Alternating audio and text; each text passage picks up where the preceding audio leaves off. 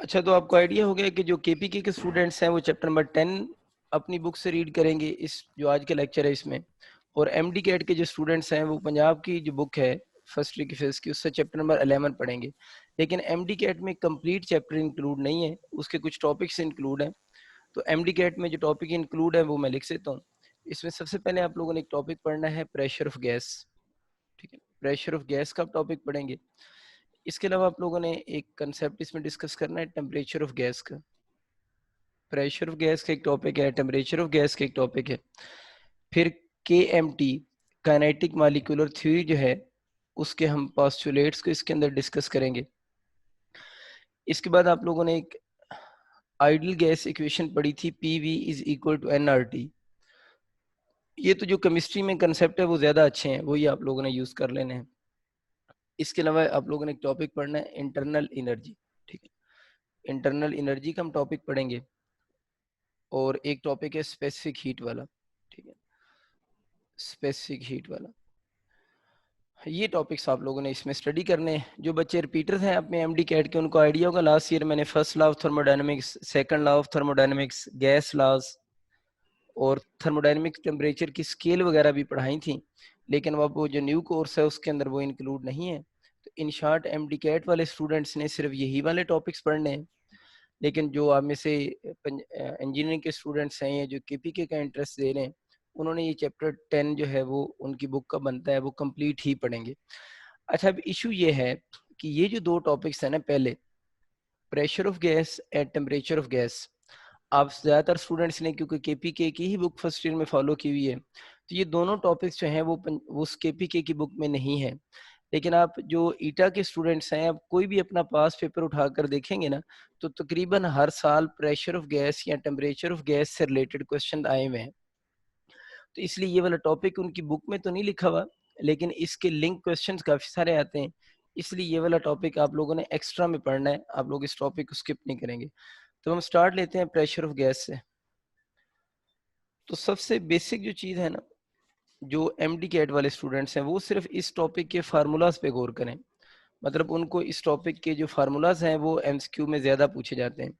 Pressure of gas का कुछ topic यूं है, और यहाँ पर उसने जो गैस ली हुई है उसने आइडियल गैस अज्यूम की हुई है। ठीक है, प्रेशर ऑफ गैस के टॉपिक में जो गैस है वो आइडियल गैस है। इस टॉपिक में कुछ वो यूं पढ़ा रहा है कि उसने क्यूब लिया है और उस क्यूब के अंदर कोई आइडियल गैस उसने इनक्लोज की हुई है। क्यूब हो गया, इस क्यूबिकल बॉक्स के अंदर कोई गैस इनक्लोज है। अगर मैं इसकी डायमेंशन शो करूं तो ये इसका एक्स एक्सिस, ये इस क्यूब का वाई एक्सिस, ये इस क्यूब का जेड एक्सिस, और उस क्यूब के अंदर कोई गैस इनक्लोज है। सपोज कर लेते हैं इस क्यूब की लेंथ एल है। अगर इसकी लेंथ एल है तो इसकी विड्थ भी एल ही होगी, और फिर इसकी जो हाइट बनेगी वो भी एल की इक्वल ही होगी। और अगर इसके किसी एक फेस का मैं एरिया ले लूं, तो इसके किसी एक फेस का जो एरिया बनेगा वो आपके पास एल स्क्वायर की इक्वल होगा, किसी भी एक फेस का एरिया। अब इसके अंदर जो गैस के मॉलिक्यूल्स हैं वो तो रैंडम मोशन कर रहे हैं, यानी इस ट्यूब के अंदर जो गैस के मॉलिक्यूल्स हैं उनकी तो रैंडम मोशन है।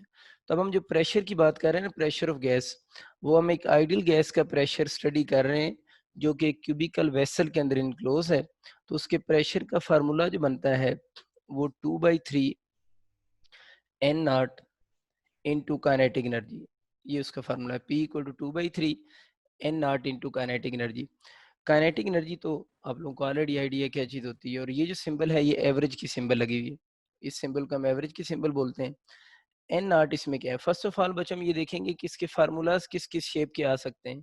एमसीक्यू की बाद में बात करेंगे। इसमें जो एन नॉट लिखा हुआ है ना, वो एन नॉट बेसिकली जो है वो number of molecules per unit volume है।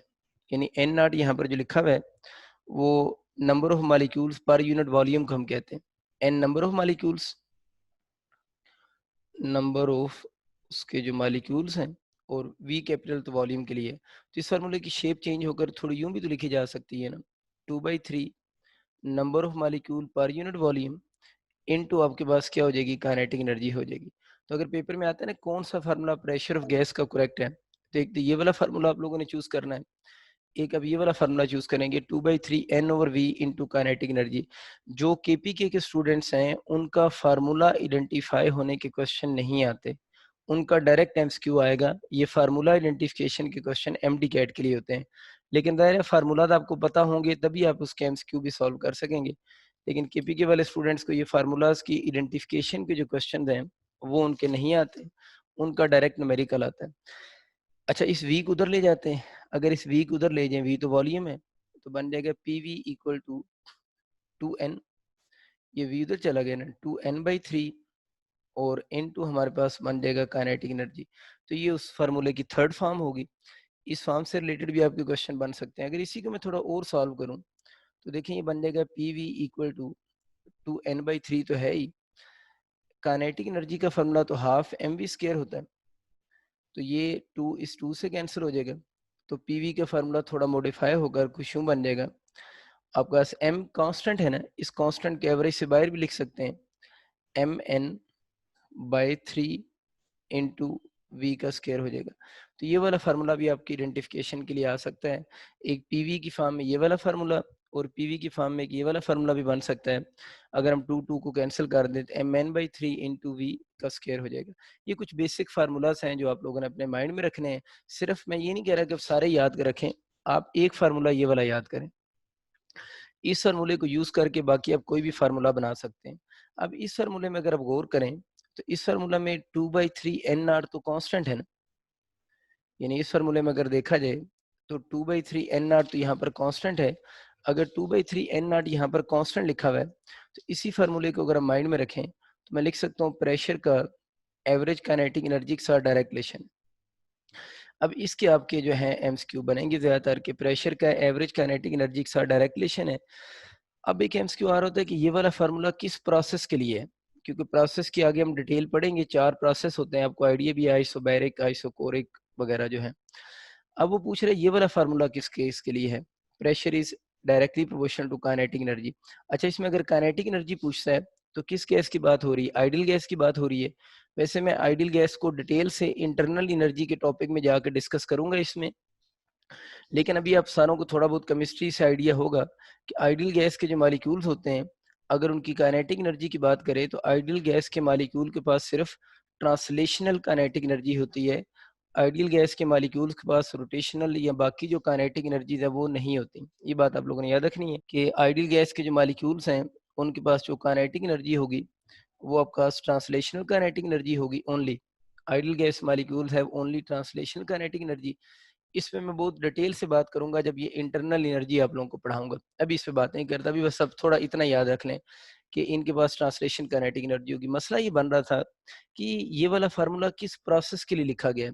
आप जरा देखिए इस फार्मूले में ये कांस्टेंट है 2/3 n0 होता क्या है, असल में तो ये चीज कांस्टेंट होगी ना। फिर एक ही बात है, इसको कांस्टेंट बोलें इसको कांस्टेंट बोलें, इसमें ठीक है एन तो नंबर ऑफ मॉलिक्यूल्स हैं लेकिन वी वॉल्यूम है ना। इसका मतलब ये हुआ कि प्रेशर का और एवरेज काइनेटिक एनर्जी का डायरेक्ट रिलेशन तब होल्ड करेगा जब ये वॉल्यूम भी कांस्टेंट होगा।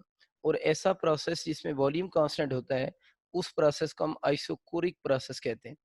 बहुत इंपॉर्टेंट एमसीक्यू है ये। आइसोकोरिक मीन वो प्रोसेस जिसमें क्या कांस्टेंट हो, वॉल्यूम कांस्टेंट हो, उस प्रोसेस को हम आइसोकोरिक प्रोसेस कहते हैं। तो अगर आपसे एमसीक्यू कभी आ जाए ना कि pressure is directly proportional to average kinetic energy of gas molecules, तो ये वाला रिलेशन किस प्रोसेस के लिए वैलिड है, तो ये ऑल प्रोसेस के लिए वैलिड नहीं है, सिर्फ आइसोकोरिक प्रोसेस के लिए वैलिड है। फिर इसका एमसीक्यू आ होता है कि इस फार्मूला में काइनेटिक एनर्जी कौन सी लिखी हुई है, तो आप लोगों ने याद रखना है इसमें रोटेशनल या वाइब्रेशन काइनेटिक एनर्जी नहीं है, इस फार्मूले में ट्रांसलेशनल काइनेटिक एनर्जी लिखी हुई है। बाकी इसका सिंपल सा एमसीक्यू आता है वो उसकी मैं वर्डिंग लिख देता हूँ। आपके एमसीक्यू ये आ रहा होता है कि what is effect on pressure, what is effect on pressure, pressure पे क्या इफेक्ट होगा if we double the average kinetic energy of gas molecules. यूं आपका क्वेश्चन आ सकता है कि what is effect on pressure if you double the average kinetic energy of gas molecules. अगर हम average kinetic energy of gas molecules को double कर दें तो उस पर क्या इफेक्ट होगा। बहुत आसान सी बात कि प्रेशर का और एवरेज काइनेटिक एनर्जी का आपस में डायरेक्ट रिलेशन है। अगर आप एवरेज काइनेटिक एनर्जी को डबल करते हो, तो नजर नहीं आ रहा, अगर हम एवरेज काइनेटिक एनर्जी को डबल करते हैं तो एवरेज काइनेटिक एनर्जी को डबल करने से जो प्रेशर होगा वो भी डबल हो जाएगा। मतलब इस तरह के बहुत बेसिक से क्वेश्चन आप लोगों के आ सकते हैं, वो आपको अटेम्प्ट करने आने चाहिए। आगे चलते हैं। इसी फार्मूला में अगर हम काइनेटिक एनर्जी की वैल्यू पुट कर दें तो 1/2 mv² होता है। अगर काइनेटिक एनर्जी हाफ mv² होती है तो किसी भी पर्टिकुलर मॉलिक्यूल के लिए आपके पास 1/2 m तो कांस्टेंट होगा।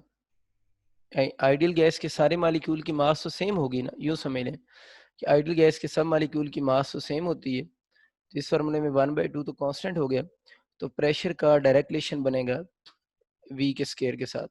ये सिंबल आपको पता है एवरेज स्पीड की सिंबल होती है। अब इस फार्मूले के ना बच्चों 3 एमसीक्यू बनते हैं। पहला एमसीक्यू ये बन रहा होता है कि व्हाट इज, मैं पूरी बात लिख देता हूँ ताकि आपको आइडिया हो जाए कि what is effect on pressure, P मैं लिख देता हूँ, इफ वी डबल दी। अच्छा, इस डबल के बाद आगे बात चेंज होगी। डबल तो की जगह तो कोई और नंबर भी हो सकता है, 2 3 4 5 6 7 कुछ भी कह सकता है, वैसे मैंने डबल लिख दी है। क्वेश्चन ये आएगा what is effect on pressure if you double दी। अब इस डबल के बाद आगे बातें चेंज होंगी। बातें क्या चेंज होंगी वो भी हम यहाँ लिख लेते हैं। पहला एमसीक्यू आएगा if you double the average speed of gas molecules, if you double the average speed, ये एक सवाल बन गया, average speed of gas molecules. फिर मैं नीचे लिख देता हूँ वही same question, what is effect on pressure if you double the mean square speed of gas molecules, mean square speed of gas molecules. अच्छा, गैस मॉलिक्यूल्स हो गया। इसके बाद एक और क्वेश्चन आ जाएगा कि what is effect on pressure if you double the mean square speed, के बाद आपके पास आ जाएगा if you double the root mean square speed, root mean square speed.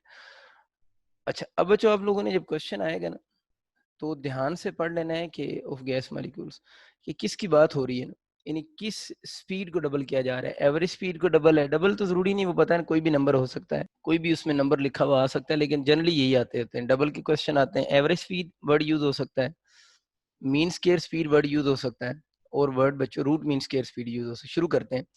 देखें, प्रेशर का एवरेज काइनेटिक एनर्जी के साथ स्केयर का रिलेशन, ये जो स्केयर है ना वी के ऊपर है, यानी ये जो स्केयर है वो किसके ऊपर है, वी के ऊपर स्केयर है। ये सिंबल जो है वो एवरेज की, इसका मतलब ये जो वी अंदर लिखा हुआ है ना असल में ये एवरेज स्पीड है। उसने सवाल में ये बोला है कि आप किसको डबल कर दें, एवरेज स्पीड को डबल कर दें। तो आप लोगों ने वी को डबल करना है। अब मजबूरी ये है कि अगर वी को डबल करेंगे तो इस वी का तो स्केयर लिया जा रहा है। दोबारा रिपीट कर रहा हूँ, ये जो वी लिखी हुई है असल में ये एवरेज स्पीड लिखी हुई है। तो उसने सवाल में बोला है कि if you double the average speed, तो आप लोगों ने इस v को डबल करना है। जब v को मैंने डबल किया तो v का तो स्केयर लिया जा रहा है, क्योंकि स्केयर तो v के ऊपर है। तो जब v को डबल करेंगे तो v के साथ जो फंक्शन है वो 2 के साथ भी होगा। फंक्शन का मतलब है अगर v का क्यूब लिया जा रहा होता तो 2 का भी क्यूब होता। तो यहाँ पर v का स्केयर लिया जा रहा है तो 2 का भी हम लोग स्केयर ही लेंगे। तो ये बात बहुत आसान सी आपको याद भी, और ये सिंबल एवरेज की है। तो जब आएगा ना एवरेज स्पीड को डबल करें तो आप लोगों ने v के साथ जो नंबर लिखना है, डबल है तो 2 लिखेंगे, उसका फिर आप लोगों ने स्केयर ले के इधर लिखना है, तभी दोनों साइड्स बैलेंस होंगी। ये बात आसान है, आपको पता भी है दोनों साइड बैलेंस करने वाली। तो इधर तो आप लोगों ने एवरेज स्पीड को डबल किया, लेकिन 2 का स्केयर लिखा जा रहा है तो यहाँ पर क्या लिखेंगे, 4 लिखेंगे। इसका मतलब ये कि एवरेज स्पीड को डबल करने से जो प्रेशर होगा वो 4 टाइम्स आप लोगों का इंक्रीज कर जाएगा। दूसरा क्वेश्चन है कि हम मीन स्केयर स्पीड को डबल कर दें। अब उसने एवरेज स्पीड को डबल नहीं किया, अब उसने बच्चों मीन स्केयर स्पीड को डबल किया है। जरा गौर करना है बात को ध्यान से। मैं इसको जरा वर्डिंग में पढ़ता हूँ, जरा देखें ये किसकी सिंबल है, एवरेज या मीन, मीन स्केयर स्पीड। दोबारा बोल रहा हूँ, ये मीन, ये स्केयर और ये स्पीड। इसको बोले कि अब इस सारे को डबल करना है। अब वी को डबल नहीं करना, यानी एवरेज स्पीड को डबल नहीं करना, बल्कि अब एवरेज के स्केयर को डबल करना है। मीन का मतलब एवरेज होता है ना। अब एवरेज को, ये मीन को डबल नहीं करना बल्कि मीन स्केयर को डबल करना है। तो ये मीन, ये स्केयर और ये स्पीड होगी। तो जब मीन स्केयर स्पीड को डबल करना है तो इधर बायर 2 लिखेंगे। अगर आप बायर 2 लिख के इसको पढ़ते हैं तो आप लोगों ने डबल कर दी है, किसको डबल आप लोगों ने किया है, डबल कर दी है मीन स्केयर स्पीड को। तब अगर इधर 2 लिखा हुआ जा रहा है तो इधर प्रेशर भी कितने टाइम हो जाएगा, 2 टाइम हो जाएगा। तो ये थोड़ा ख्याल रखना है कि एवरेज स्पीड आ जाए अंदर 2 लिखा जाता है, मीन स्केयर स्पीड आ जाए बाय 2 लिखते हैं। वो आप अगर वर्डिंग सुन रहे हैं तो आपको आइडिया भी हो रहा होगा। अगर हम डबल कर दें, डबल ये हो गया, किसको डबल कर दें, मीन स्क्वायर स्पीड को डबल कर दें, तो आपका ये वाला रिलेशन बनेगा। आगे समझ? अच्छा जी, ये बातें हो गई आप लोगों की रूट मीन स्क्वायर स्पीड। अब अगला इंपॉर्टेंट है जिसके सबसे ज्यादा क्वेश्चन आते हैं, वो आते हैं रूट मीन स्क्वायर स्पीड को डबल कर दें। रूट मीन स्क्वायर स्पीड का क्या चक्कर होगा? देखें, ये आपका ये चीज तो लिखी हुई है ना, मैं एक काम करता हूँ छोटा सा, इस के रिलेशन के दोनों तरफ अंडरूट लगा देता हूँ, इधर भी अंडरूट लगा दिए, इधर भी, ठीक है। इधर तो अंडरूट उस तरह लिखा रहा। अब जरा इसको पढ़ते हैं वर्डिंग में, ये क्या लिखा हुआ है, रूट, ये मीन, ये स्केयर, ये स्पीड। दोबारा पढ़ रहा हूँ, रूट मीन स्केयर स्पीड। इसका मतलब यू है, मैं इसको फिर यूं ना लिख दूं, RMS लिख दूं। आर इस रूट को क्लियर कर रहा है, मीन इस सिंबल को कवर कर रहा है, और ये स्केयर आपके पास आ गया। तो हम इसको यूं भी लिख सकते हैं। तो ये बड़ा इंपॉर्टेंट रिलेशन है, वैसे भी एमसीक्यू के लिए आइडेंटिफाई होने के लिए भी आता है कि रूट मीन स्केयर स्पीड का प्रेशर के साथ क्या रिलेशन है। तो root mean square proportional to under P होगी। सवाल क्या था कि रूट मीन स्केयर स्पीड को डबल कर दें, तो आप लोगों ने रूट मीन स्केयर स्पीड को जब डबल किया, तो अब आप लोगों ने पी के साथ, तो आप लोगों ने तो पी के अंदर चेंज बतानी है, मजबूरी है, पी का अंडर लिया जा रहा है, तब पी के साथ ऐसा नंबर लिखेंगे जिसका अंडरूट लेने से 2 बने। दोनों साइड बैलेंस करनी है, पी का अंडरूट लिया जा रहा है, तो पी के साथ इधर ऐसा नंबर लिखेंगे कि उसका अंडरूट लेने से 2 बने, ताकि दोनों साइड बैलेंस रहें। तो इधर हमें 4 लिखना पड़ेगा। इसका मतलब ये कि रूट मीन स्क्वायर स्पीड को डबल करने से इस क्वेश्चन में भी जो प्रेशर होगा वो कितने टाइम बढ़ जाएगा, 4 टाइम बढ़ जाएगा। बहुत सारे बच्चे जब इस सवाल का आंसर करते हैं रूट मीन स्क्वायर स्पीड को डबल करें, तो वो उस अंडरूट को सॉल्व करके आंसर बता रहे होते हैं। आप लोगों ने सॉल्व नहीं करना होता, आप लोगों ने पी के साथ देखना है कौन सा नंबर आप लोगों ने लगाया है। तो रूट मीन स्क्वायर स्पीड को डबल करने से जो प्रेशर होगा वो 4 टाइम इंक्रीज हो जाएगा। अभी तक जो मैंने बातें बताई हैं, इसमें अगर किसी बच्चे को कोई कंफ्यूजन है तो वो मुझसे पूछ ले। सर ये 4 टाइम इंक्रीज होगा या अंडर रूट 4 टाइम्स इंक्रीज हम लिखेंगे? 4 टाइम इंक्रीज होगा। देखे ना, असल में हम लोगों ने आप इस चीज को देखें ना, हम लोगों ने इस केस में v को क्या किया, डबल किया है ना, v डबल लिखिए। हम लोगों ने इस v को ओपन करके तो आंसर नहीं बताया ना, अगर इसको ओपन कर दें तो क्या बन जाता है, 4v स्क्वायर नहीं बन जाता। v जो डबल हुई है तो ये 2 लिखा हुआ है ना, ये 4v स्क्वायर तो नहीं लिखा हुआ। तो अगर आपसे पूछेगा ना रूट मीन स्क्वायर स्पीड को डबल करने से प्रेशर कितने टाइम इंक्रीज करेगा, तो प्रेशर अंडर 4p नहीं होगा, प्रेशर कितना होगा, 4p होगा। यानी प्रेशर 4 टाइम्स आप लोगों का इंक्रीज करेगा, अंडर 4 टाइम इंक्रीज नहीं करेगा। आई समझ नहीं है? वो क्लियर है बात सबको? क्योंकि हम लोग उस क्वांटिटी को बताना होता है ना, आप लोगों ने उस क्वांटिटी पे क्या इफेक्ट हुआ है, तो वो जो फिजिकल क्वांटिटी है वो कितने टाइम इंक्रीज करेगी, 4 टाइम। किसी का और क्वेश्चन हो तो बताएं।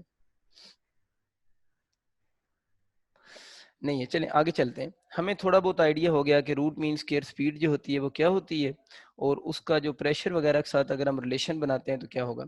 ये जो भी हम क्यूबिकल वेसल जिसकी बात कर रहे हैं ना, इस क्यूबिकल वेसल के बारे में आप लोगों ने याद ही रखना है कि इस क्यूबिकल वेसल के अंदर अगर हम average velocity of gas molecules लेना, अगर हम average velocity of gas molecules लें, तो गैस मालिक्यूल्स रैंडम मोशन कर रहे हैं, तो उनकी एवरेज वेलोसिटी इस केस में 0 होगी, ठीक है। या नल वेक्टर लिखूंगा, अगर इधर वेक्टर साइन लिखा हुआ है तो अगर इसकी मैग्नीट्यूड बोल दूंगा तो वो 0 हो जाएगी, ठीक है। लेकिन इस केस में अगर गैस मालिक्यूल की एवरेज स्पीड की बात करें तो एवरेज स्पीड 0 नहीं होगी।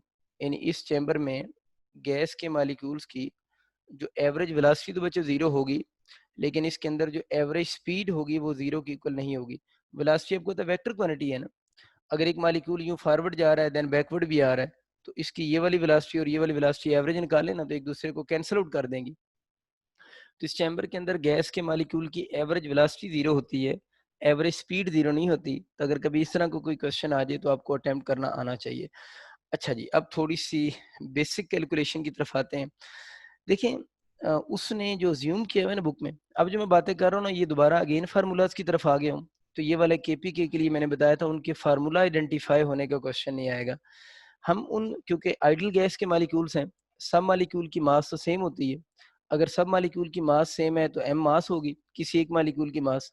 हर हम इनमें से एक मालिक्यूल ले रहे हैं जो कि अलोंग एक्स एक्सिस मूव कर रहा है। एक मालिक्यूल ले रहे हैं, मैं इधर नीचे बना देता हूँ। हम इन सारे मालिक्यूल में से कोई एक मालिक्यूल हमारे अंडर ऑब्जर्वेशन है, सबकी मास तो सेम है, और इनमें से एक मालिक्यूल हम ले रहे हैं जो इस वक्त अलोंग किधर मूव कर रहा है, एक्स एक्सिस मूव कर रहा है, और उसकी वेलोसिटी v1x होगी, ठीक है। वैसे तो मालिक्यूल आपको पता है रैंडम मोशन कर रहे हैं, अलोंग एक्स एक्सिस भी मूव कर रहे हैं, वाई एक्सिस भी, अलोंग जेड एक्सिस भी। तो हम एक मालिक्यूल ले रहे हैं जिसकी जो वेलोसिटी 1, उसको मैं लिख रहा हूँ, ठीक है। मालिक्यूल कोई एक जिसको हम लोगों ने ज्यूम किया उसको मैंने 1 बोल दिया, और वो मूव अलोंग एक्स एक्सिस कर रहा है। तो ये थोड़ी सी बात आप लोगों ने याद रखनी है, क्योंकि आगे अभी जो मैं फार्मूला लिखूंगा उसके अंदर मैं हर वैल्यू के साथ नीचे एक्स लिखूंगा। एक्स का मतलब ये होगा कि हम उन मालिक्यूल्स को देख रहे हैं जो कि अलोंग एक्स एक्सिस आप लोगों के मूव कर रहे हैं। अच्छा, अभी क्वेश्चन आएगा आप लोगों का कि उसी चैम्बर के अंदर कि आप लोग बताएं mean square speed of gas molecule बताएं, mean square speed of gas molecule बताएं। और मे बी लिखा हुआ होता नहीं है एमडी कैट में, लेकिन अगर लिखा भी हो तो लिखा होगा moving along x axis, moving along x axis. क्योंकि हम आपकी जो पंजाब की बुक है उसमें डिस्कशन ही लॉन्ग एक्स एक्सिस की है, तो ना भी लिखा हो तो आप लॉन्ग एक्स एक्सिस यूज कर सकते हैं। तो mean square speed of gas molecule बताएं मूविंग अलोंग एक्स एक्सिस। ये जो मैं बातें कर रहा हूँ ये दोनों फार्मूलाज, इसके बाद एक जो डिस्कस करूंगा और ये वाला फार्मूलाज, ये दोनों फार्मूला 3 दफा यूएचएस में रिपीट हो चुके हैं। ठीक है, तो इसलिए इंपॉर्टेंट है। आप लोगों ने mean square speed of gas molecule बतानी है और उन मालिक्यूल की स्पीड बतानी है जो अलोंग एक्स एक्सिस मूव कर रहे होंगे। एक चीज जरा नोट करें, देखिए मीन स्केयर स्पीड में आप लोगों ने पहले स्केयर करना होता है, उल्टा काम होता है, और बाद में आप लोगों ने मीन लिखना होता है। यानी पहले हर एक का स्केयर और फिर आप लोगों ने उनका मीन लेना है। हम लोगों ने एक मालिक्यूल लिया था 1 जो कि अलोंग एक्स एक्सिस मूव कर रहा था, तो अब लोगों ने पहले इसका क्या कर दिया, स्केयर किया, मीन तो बाद में लेंगे, ये तो एक मालिक्यूल है। आप लोगों ने तो mean square speed of gas molecule बतानी है ना जो कि अलोंग एक्स एक्सिस मूव कर रहे होंगे। दूसरे मालिक्यूल की स्पीड कैसे निकालेंगे, v2x का square and up to so on. Suppose करते हैं उसके अंदर n मालिक्यूल है तो वी एन एक्स का स्केयर। x क्यों लिख रहा हूँ, क्योंकि उसने बोला हुआ है कि मूविंग अलोंग एक्स एक्सिस है। अगर यहाँ पर मूविंग अलोंग वाई एक्सिस होता तो इन सब के नीचे साथ सबस्क्रिप्ट में y आ जाता, वैसे y के क्वेश्चन आते नहीं है। अच्छा, अब आप लोगों ने मीन स्केयर बताना है ना, तो पहले आप लोगों ने हर एक का इंडिविजुअली स्केयर किया। अब मीन लेने के लिए आप लोगों ने सबको ऐड किया और टोटल नंबर पे डिवाइड कर दिया। एक तो ये यूएचएस में उसने क्वेश्चन पूछा हुआ है कि mean square speed of gas molecules का फार्मूला क्या होगा, वो आपको समझ आ गया। उससे अगले साल उसने पूछा हुआ था इसी फार्मूले को कि आप लोग फार्मूला बताएं root mean square speed of gas molecule, root mean square speed of gas molecules का फार्मूला बताएं। अब जब उसने नेक्स्ट ईयर में root mean square speed of gas molecules का फार्मूला पूछा, वाले अगेन वही बात कि मूविंग अलोंग एक्स एक्सिस, तो सिर्फ आप लोगों ने इसके ऊपर इधर अंडर रूट डाल दें। अगर इस तरफ इमेजिन करो ना माइंड में, मैं अंडर रूट लगा दूं तो क्या बन जाएगा, रूट मीन स्केयर नहीं हो जाएगा। मीन स्केयर तो ऑलरेडी है ना, चले मैं लिख देता हूँ यार, मीन स्केयर है ना, इसके ऊपर रूट लगा दूं तो रूट मीन स्केयर स्पीड हो गया इक्वल टू, इस तरफ आप लोगों ने रूट लगा देना, तो रूट इसके तरफ लगा दें तो वी एक्स का स्केयर, वी टू एक्स का square up to so N V N X का स्केयर डिवाइडेड बाय एन हो जाएगा। ये डॉट्स है ना इधर, ठीक। चले आपको समझ आ गई कि कि हमारे जो क्वेश्चन आ सकते हैं वो रूट मीन स्केयर स्पीड को इस तरह के आएंगे, v1x का स्केयर, v2x का square and up to so on. ये मैंने आपको बताया ये दोनों एमसीक्यू यूएचएस के अंदर आ चुके हैं।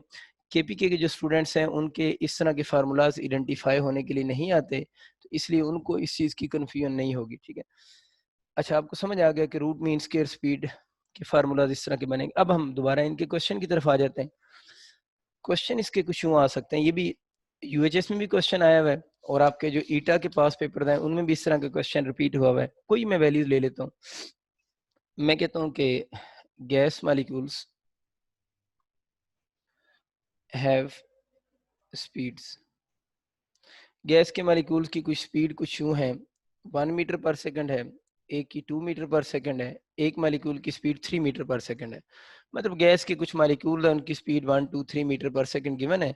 और आपसे क्वेश्चन बच्चों दो तरह के आ सकते हैं। वैसे जो यूएचएस में आया है वो रूट मीन स्क्वायर स्पीड का आया हुआ है, तो दोनों तरह के क्वेश्चन आ सकते हैं। एक आपका क्वेश्चन आ सकता है मीन स्क्वायर स्पीड कैलकुलेट करें, और एक क्वेश्चन आ सकता है root mean square speed calculate करें।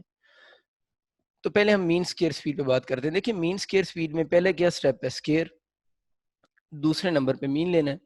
तो पहले आप इसका स्क्वायर करें ना, पहला स्टेप, तो स्टेप 1 S1 मीन स्टेप 1, इसका स्क्वायर करें 1, 2 का स्क्वायर 4, 3 का स्क्वायर 9, स्क्वायर हो गया। अब स्क्वायर करने के बाद मीन स्क्वायर स्पीड निकालने के लिए आप लोगों ने इसका मीन लेना है, स्क्वायर तो हो गया। तो मीन स्क्वायर स्पीड के लिए अब जो मीन के लिए इन सब के जो स्क्वायर लिए थे उनको ऐड करेंगे और जितने ये हैं 1 2 3 है टोटल से डिवाइड कर देंगे, तो बन जाएगा 14/3। इसमें एक छोटी सी गलती होती है, कुछ लोग मीन स्क्वायर स्पीड की जो यूनिट होती है ना, वो मीटर पर सेकंड समझ बैठते हैं।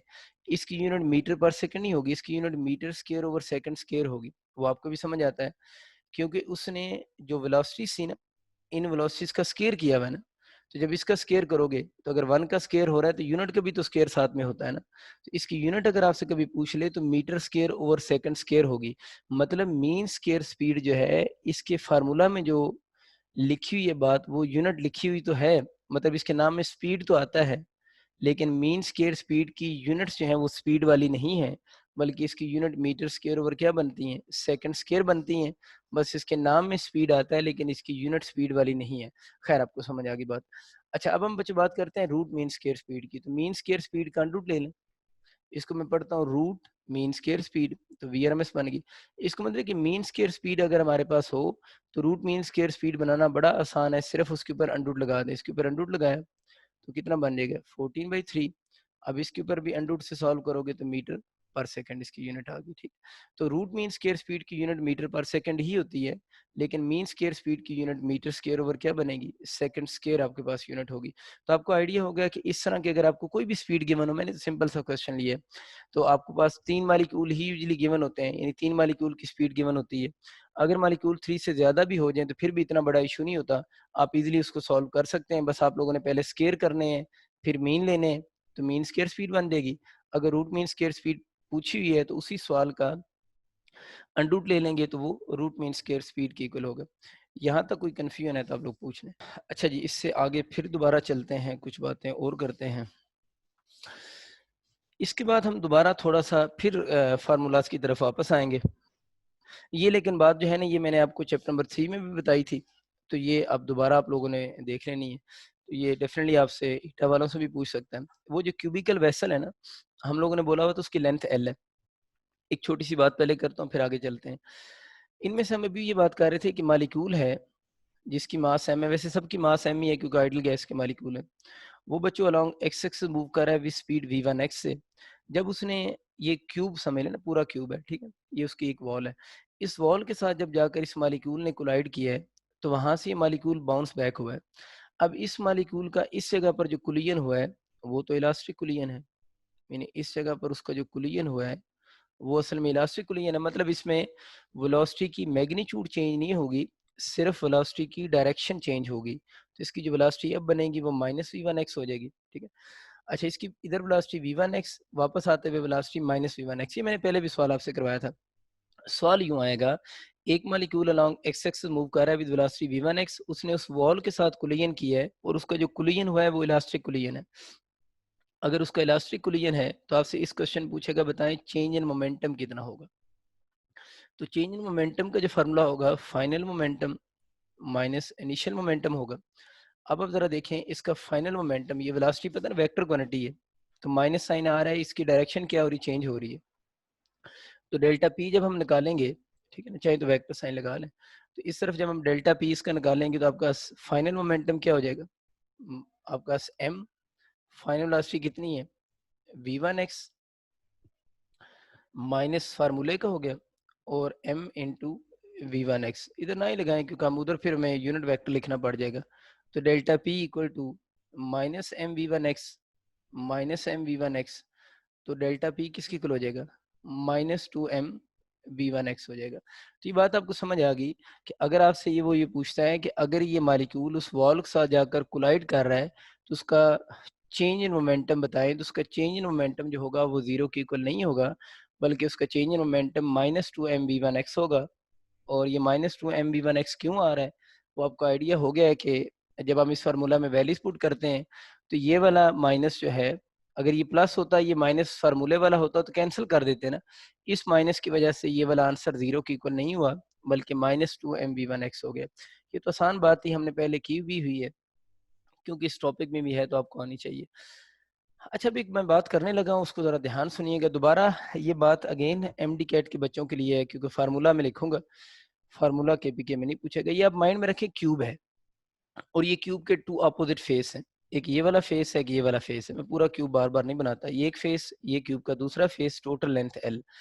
एक एमसीक्यू आ रहा होता है कि आप टाइम बताएं, डेल्टा टी बताएं, और डेल्टा टी टाइम होता है time between two successive collisions, time between two successive collisions of same molecule on same wall. मैं बात समझाता हूँ क्या लिखी हुई है, ऑन सेम वॉल, ठीक है। तो आप लोगों ने टाइम बताना है between two successive collisions of same molecule on same wall. यूं समझे कि ये एक मॉलिक्यूल है, इस पे फोकस करें, इसने इधर आकर कोलाइड किया। जैसे इस मॉलिक्यूल ने बच्चों कोलाइड किया है ना, आप लोगों ने स्टॉप वॉच ऑन कर दी। जैसे इस मॉलिक्यूल ने कोलाइड किया है, आप लोगों ने स्टॉप वॉच को ऑन किया। अब आपका टाइम शुरू हो गया। तो आप लोगों ने टाइम बताना है between two successive collisions of same molecule on same wall. ये तो नहीं होगा इस मॉलिक्यूल ने एक दफा टक्कर मारी है, गुस्सा करके दोबारा टक्करें मारना शुरू हो गए, ऐसा तो नहीं होगा। इसने एक दफा कोलिजन किया, आप लोगों ने स्टॉप वॉच को ऑन किया, अब ये मॉलिक्यूल किधर जाएगा? अब ये मॉलिक्यूल वापस इस तरफ जाएगा, जाएगा ना उधर। इसने डिस्टेंस जाते हुए एल कवर किया क्योंकि क्यूब की लेंथ एल है, फिर वो वापस जब इधर आएगा ना, जब दोबारा इधर आएगा तो इसका नेक्स्ट कोलिजन होगा। उसने इन दो कोलिजन के दरम्यान में आपसे टाइम पूछा है। दोबारा पढ़ता हूँ, time between two successive collisions of same molecule on same wall. तो इस मॉलिक्यूल ने एक कोलिजन किया, स्ट्रावा ऑन हुई, फिर मॉलिक्यूल उधर गया डिस्टेंस एल, फिर वापसी पे एल, और जब दोबारा कोलिजन किया तो इन दो कोलिजन के दौरान में आपसे टाइम पूछ रहा है। उम्मीद आपको मेरी बात समझ आ गई। अब टाइम निकालते हैं। देखें S is equal to V T होता है। इस टाइम तो यहाँ पर डेल्टा टी है, वो डिफाइंड टाइम है। वो क्या टाइम है उसकी वर्डिंग लिखी हुई है। स्पीड वो जिससे मूव कर रहा है वो वी वन एक्स ही है। जरा माइनस साइन तो डायरेक्शन का है ना, वैसे तो स्पीड उसकी वी वन एक्स ही है। एस जो उसने टोटल डिस्टेंस कवर किया इस डेल्टा टी टाइम में, तो उसने जाते हुए इधर एल कवर किया है, फिर वापसी पे एल, तो टोटल डिस्टेंस उसने 2l कवर किया है। तो यहाँ से अगर हम उसका टाइम निकाल लें तो टाइम जो बन जाएगा वो v1x ओवर 2l हो जाएगा। वैसे मैंने अभी तक जितनी भी यूनिवर्सिटी में देखा है ये वाला एमसीक्यू फार्मूला ही पूछा गया है, लेकिन अगर कभी इसकी एग्जैक्ट वैल्यू का भी क्वेश्चन आ जाए तो मुश्किल काम नहीं आप कर सकते हैं। अगर आपको कोई उस मालिक्यूल की स्पीड गिवन हो और वो जो क्यूबिकल वेसल है उसकी लेंथ अगर आपको गिवन हो, ठीक है ना, तो आप इजीली जो है उसका टाइम सर बिटवीन, जी जी सर ये नीचे नहीं आना डिनोमिनेटर में v1x कहीं, सॉरी सॉरी उल्टा हो 2l ओवर गया। हाँ सॉरी v1x सॉरी जी सॉरी, हाँ सर। डेल्टा टी होगा ना, डेल्टा टी इक्वल होगा 2l ओवर v1x होगा ना, ठीक है। तो इसके वैसे क्वेश्चन ही आते हैं, मतलब फार्मूला आइडेंटिफाई होने के लिए यूजली आता है। लेकिन अगर कभी न्यूमेरिकल आ जाए तो आपको समझ आ गया ना, आप कर सकते हैं। अगर आपको एल क्यूबिकल वेसल उसकी लेंथ गिवन हो, ठीक है ना, और आपको स्पीड गिवन हो तो आप टाइम बता सकते हैं। अच्छा, ये फार्मूला अगेन बच्चों रिपीट कर रहा हूँ कि आपसे ईटा में नहीं पूछा जा सकता। और जो एमडी कैट वाले स्टूडेंट है ना, ये वाइड टॉपिक है हमारा यूएचएस का, और एक वो यंग डबल सेट एक्सपेरिमेंट वाला जो था, ये दो ऐसे टॉपिक्स हैं जिनके फार्मूला ज्यादा पूछे जाते हैं। मतलब वो फार्मूला पूछता है कौन सा किस चीज का फार्मूला होगा। जिस तरह भी मैंने आपको एग्जांपल दी है ना, वो पास पेपर में उसने मीन स्क्वायर स्पीड के, रूट मीन स्क्वायर स्पीड के, वो बड़े बड़े फार्मूले इवन पूछे हैं। हालांकि ये तो बहुत अच्छे और छोटे छोटे फार्मूले हैं। और ये जितनी बातें मैं कर रहा हूँ ये आपकी पंजाब की टेक्स्ट बुक में एज इट इज सारी बातें लिखी हुई हैं, ठीक है ना। तो ये आप लोगों ने फार्मूलाज एज इट इज याद करने हैं। अच्छा, इसके बाद एक और छोटी सी चीज क्वेश्चन पूछ सकता है, frequency of collision on same wall अगर पूछ ले, frequency of collision on same wall, तो जाहिर है ये बेसिकली ये जो टाइम है असल में टाइम पीरियड की तरह ही है ना, पीरियोडिक फंक्शन बन गया ना ये जो टाइम है। तो अगर frequency of collision on same wall पूछता है, अंडरस्टूड है सेम सेम मॉलिक्यूल की बात भी हो रही है, तो हम क्या करेंगे, इसी जो टाइम आपको गिवन है इसका बच्चों रेसिप्रोकल ले लोगे। इस टाइम का जब रेसिप्रोकल लोगे तो v1x ऊपर चला जाएगा और 2l आपके पास नीचे आ जाएगा। तो अगर आपसे कभी फ्रीक्वेंसी ऑफ कोलिजन का क्वेश्चन आ जाए तो फिर आप लोगों ने याद रखना उसका फॉर्मूला v1x ओवर 2l होगा। अच्छा जी, अब हम एक दो छोटी छोटी और बातें फार्मूलाज की करते हैं, फिर दोबारा एमसीक्यू की तरफ जाते हैं। थोड़ी ज्यादा थ्योरेटिकल बातें मैं करने लगा हूँ, इसलिए थोड़ा ध्यान से आप एमडी कैट वाले बच्चे अब सुनिएगा। देखिए ये क्यूब है, हम थोड़ी देर पहले ये बात कर रहे थे कि इस क्यूब के अंदर जो मॉलिक्यूल्स हैं वो तो रैंडम मोशन कर रहे हैं। रैंडम मोशन का मतलब ये है कि वो तो अलोंग एक्स एक्सिस भी मूव कर रहे हैं, वाई एक्सिस भी मूव कर रहे हैं, जेड एक्सिस भी मूव कर रहे हैं। तो मुझे कहना ये चाहिए कि कोई भी जो मॉलिक्यूल होगा, कोई भी जो मॉलिक्यूल होगा उस मॉलिक्यूल की रैंडम मोशन होगी। अगर उस मॉलिक्यूल की बच्चों रैंडम मोशन है तो रैंडम मोशन को मैं कह सकता हूँ वो 3 डायमेंशन में मूव कर रहा होगा। रैंडम मोशन का मतलब 3D होता है ना, वो तो आप लोगों ने अपनी आसानी के लिए एक मालिक्यूल को अज्यूम किया था जो कि अलॉन्ग एक्स एक्सिस जा रहा था। अगर जनरली बात की जाए तो यहाँ पर देखिए रैंडम मोशन क्यों है? आइडियल गैस के मालिक्यूल हम रोजाना केमिस्ट्री में पढ़ते हैं, आपस में कोलाइड करते हैं, कोलिजन के बाद उनकी डायरेक्शन मोशन बार बार चेंज हो रही होती है। तो उन मालिक्यूल्स की मोशन रैंडम मोशन है, यानी 3D के अंदर वो मूव कर रहे होते हैं।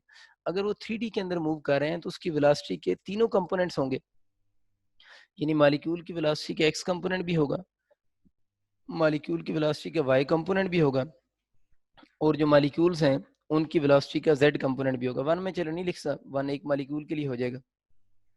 जनरल बात कर लेते हैं, जितने भी मॉलिक्यूल होंगे उनकी वेलोसिटी का एक्स कंपोनेंट भी होगा, वाई भी होगा और जेड भी होगा।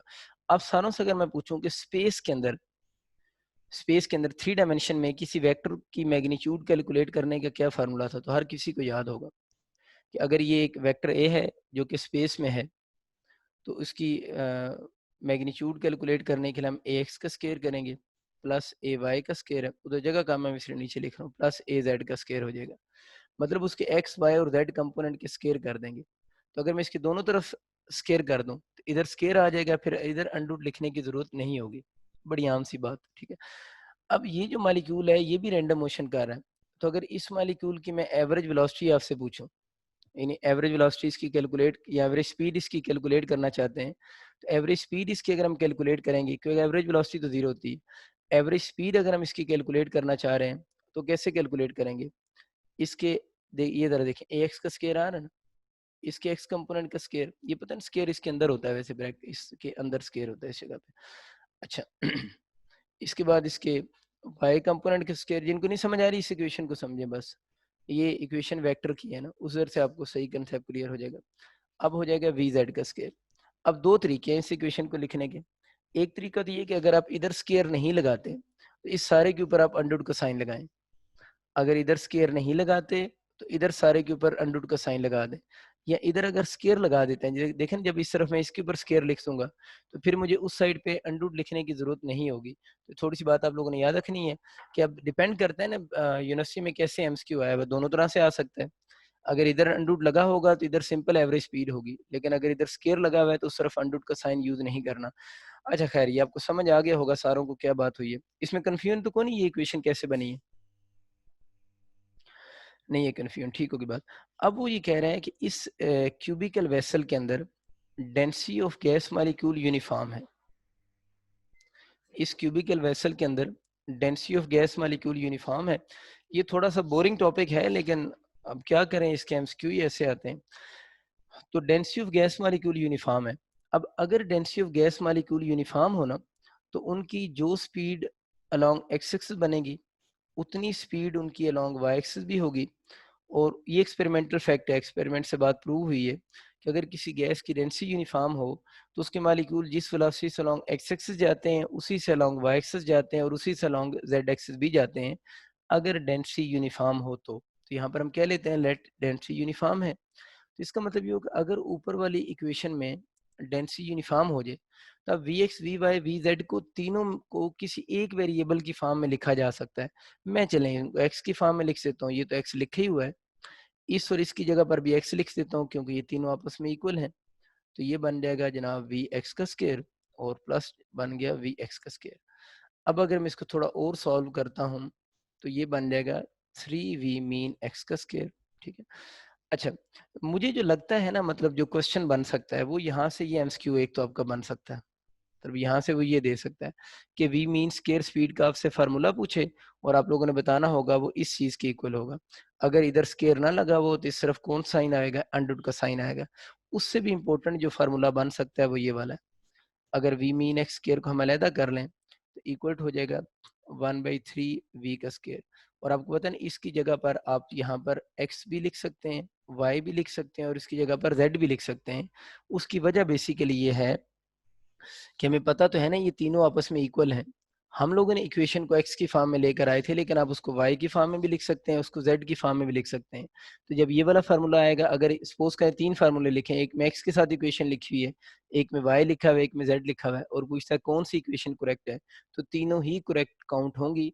अगर इस तरफ 1/3 वी का स्केयर लिखा होगा, ये वी जो है वो टोटल स्पीड है, मतलब वो सारों की कंबाइंड ये वाली वी लिखी हुई है, इसके साथ हम एक्स या वाई के सिंबल यूज नहीं कर रहे। अच्छा, एक तो ये बात होगी, बस आखिरी बात, उसके बाद मेडिकल की तरफ आता हूँ। हर मुसलमान को पास्कल लॉ आता है। पास्कल लॉ ये कहता है कि pressure distribute equally on all sides ना। अगर मैं इसको फिजिकल डेफिनेशन इसकी लिखूँ ना, फिजिकल डेफिनेशन इसकी होती है pressure distribute equally on all sides, equally on all sides. तो जो प्रेशर है वो डिस्ट्रीब्यूट होता है इक्वली ऑन ऑल साइड्स, ठीक है।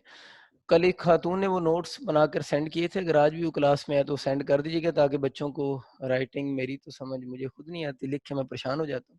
तो वो उसकी राइटिंग अच्छी थी, क्योंकि वो हमारी स्टूडेंट भी है, तो उसको मेरी राइटिंग फिर समझ आ जाती होगी, तो वो उसी के हाथ के लिखे हुए आपको सेंड कर देंगे।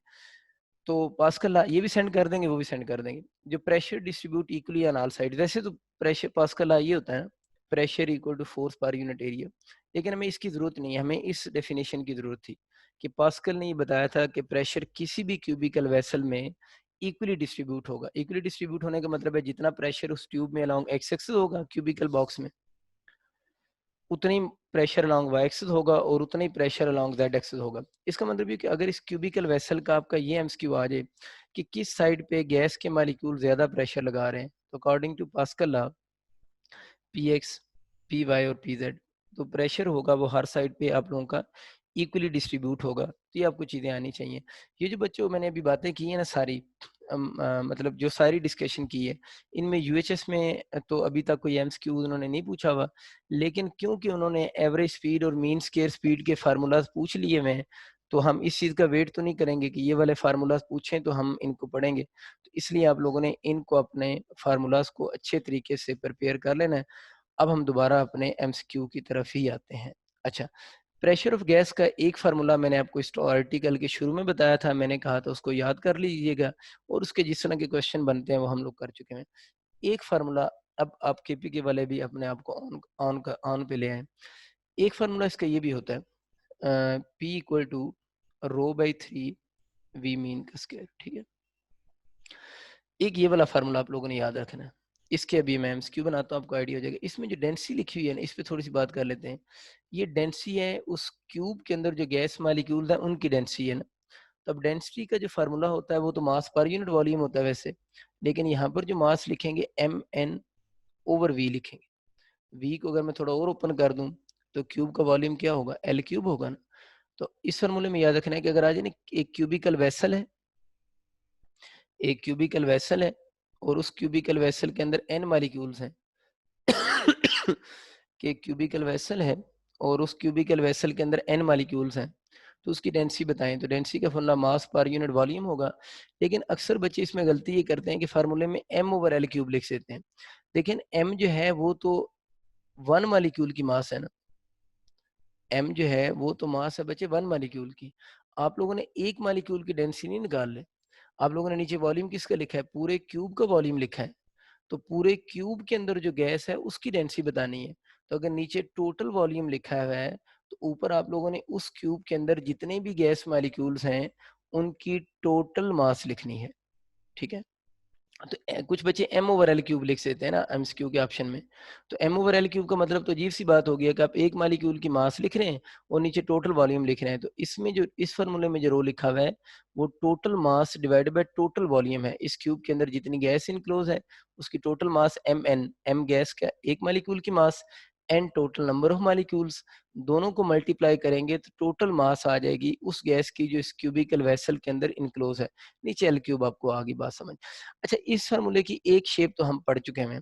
मतलब एक शेप का मतलब ये है कि अगर मैं इस फार्मूला में ये कह दूं कि अगर डेंसिटी कांस्टेंट हो जाए, अगर डेंसिटी कांस्टेंट हो जाए तो पी का वी के साथ क्या रिलेशन होगा, वो तो ऑलरेडी हम पढ़ चुके हैं ना, ये ऑलरेडी हम पढ़ चुके हैं, ये हो चुका है बात कि प्रेशर का वी के स्केयर के साथ रिलेशन बनेंगे। इस पे मैं बात करने की जरूरत नहीं है। लेकिन वैसे अगर कभी क्वेश्चन आ जाए इफ रो इज कांस्टेंट तो आपसे पूछे पी का वी के साथ क्या रिलेशन होगा, तो ये वाला रिलेशन होगा।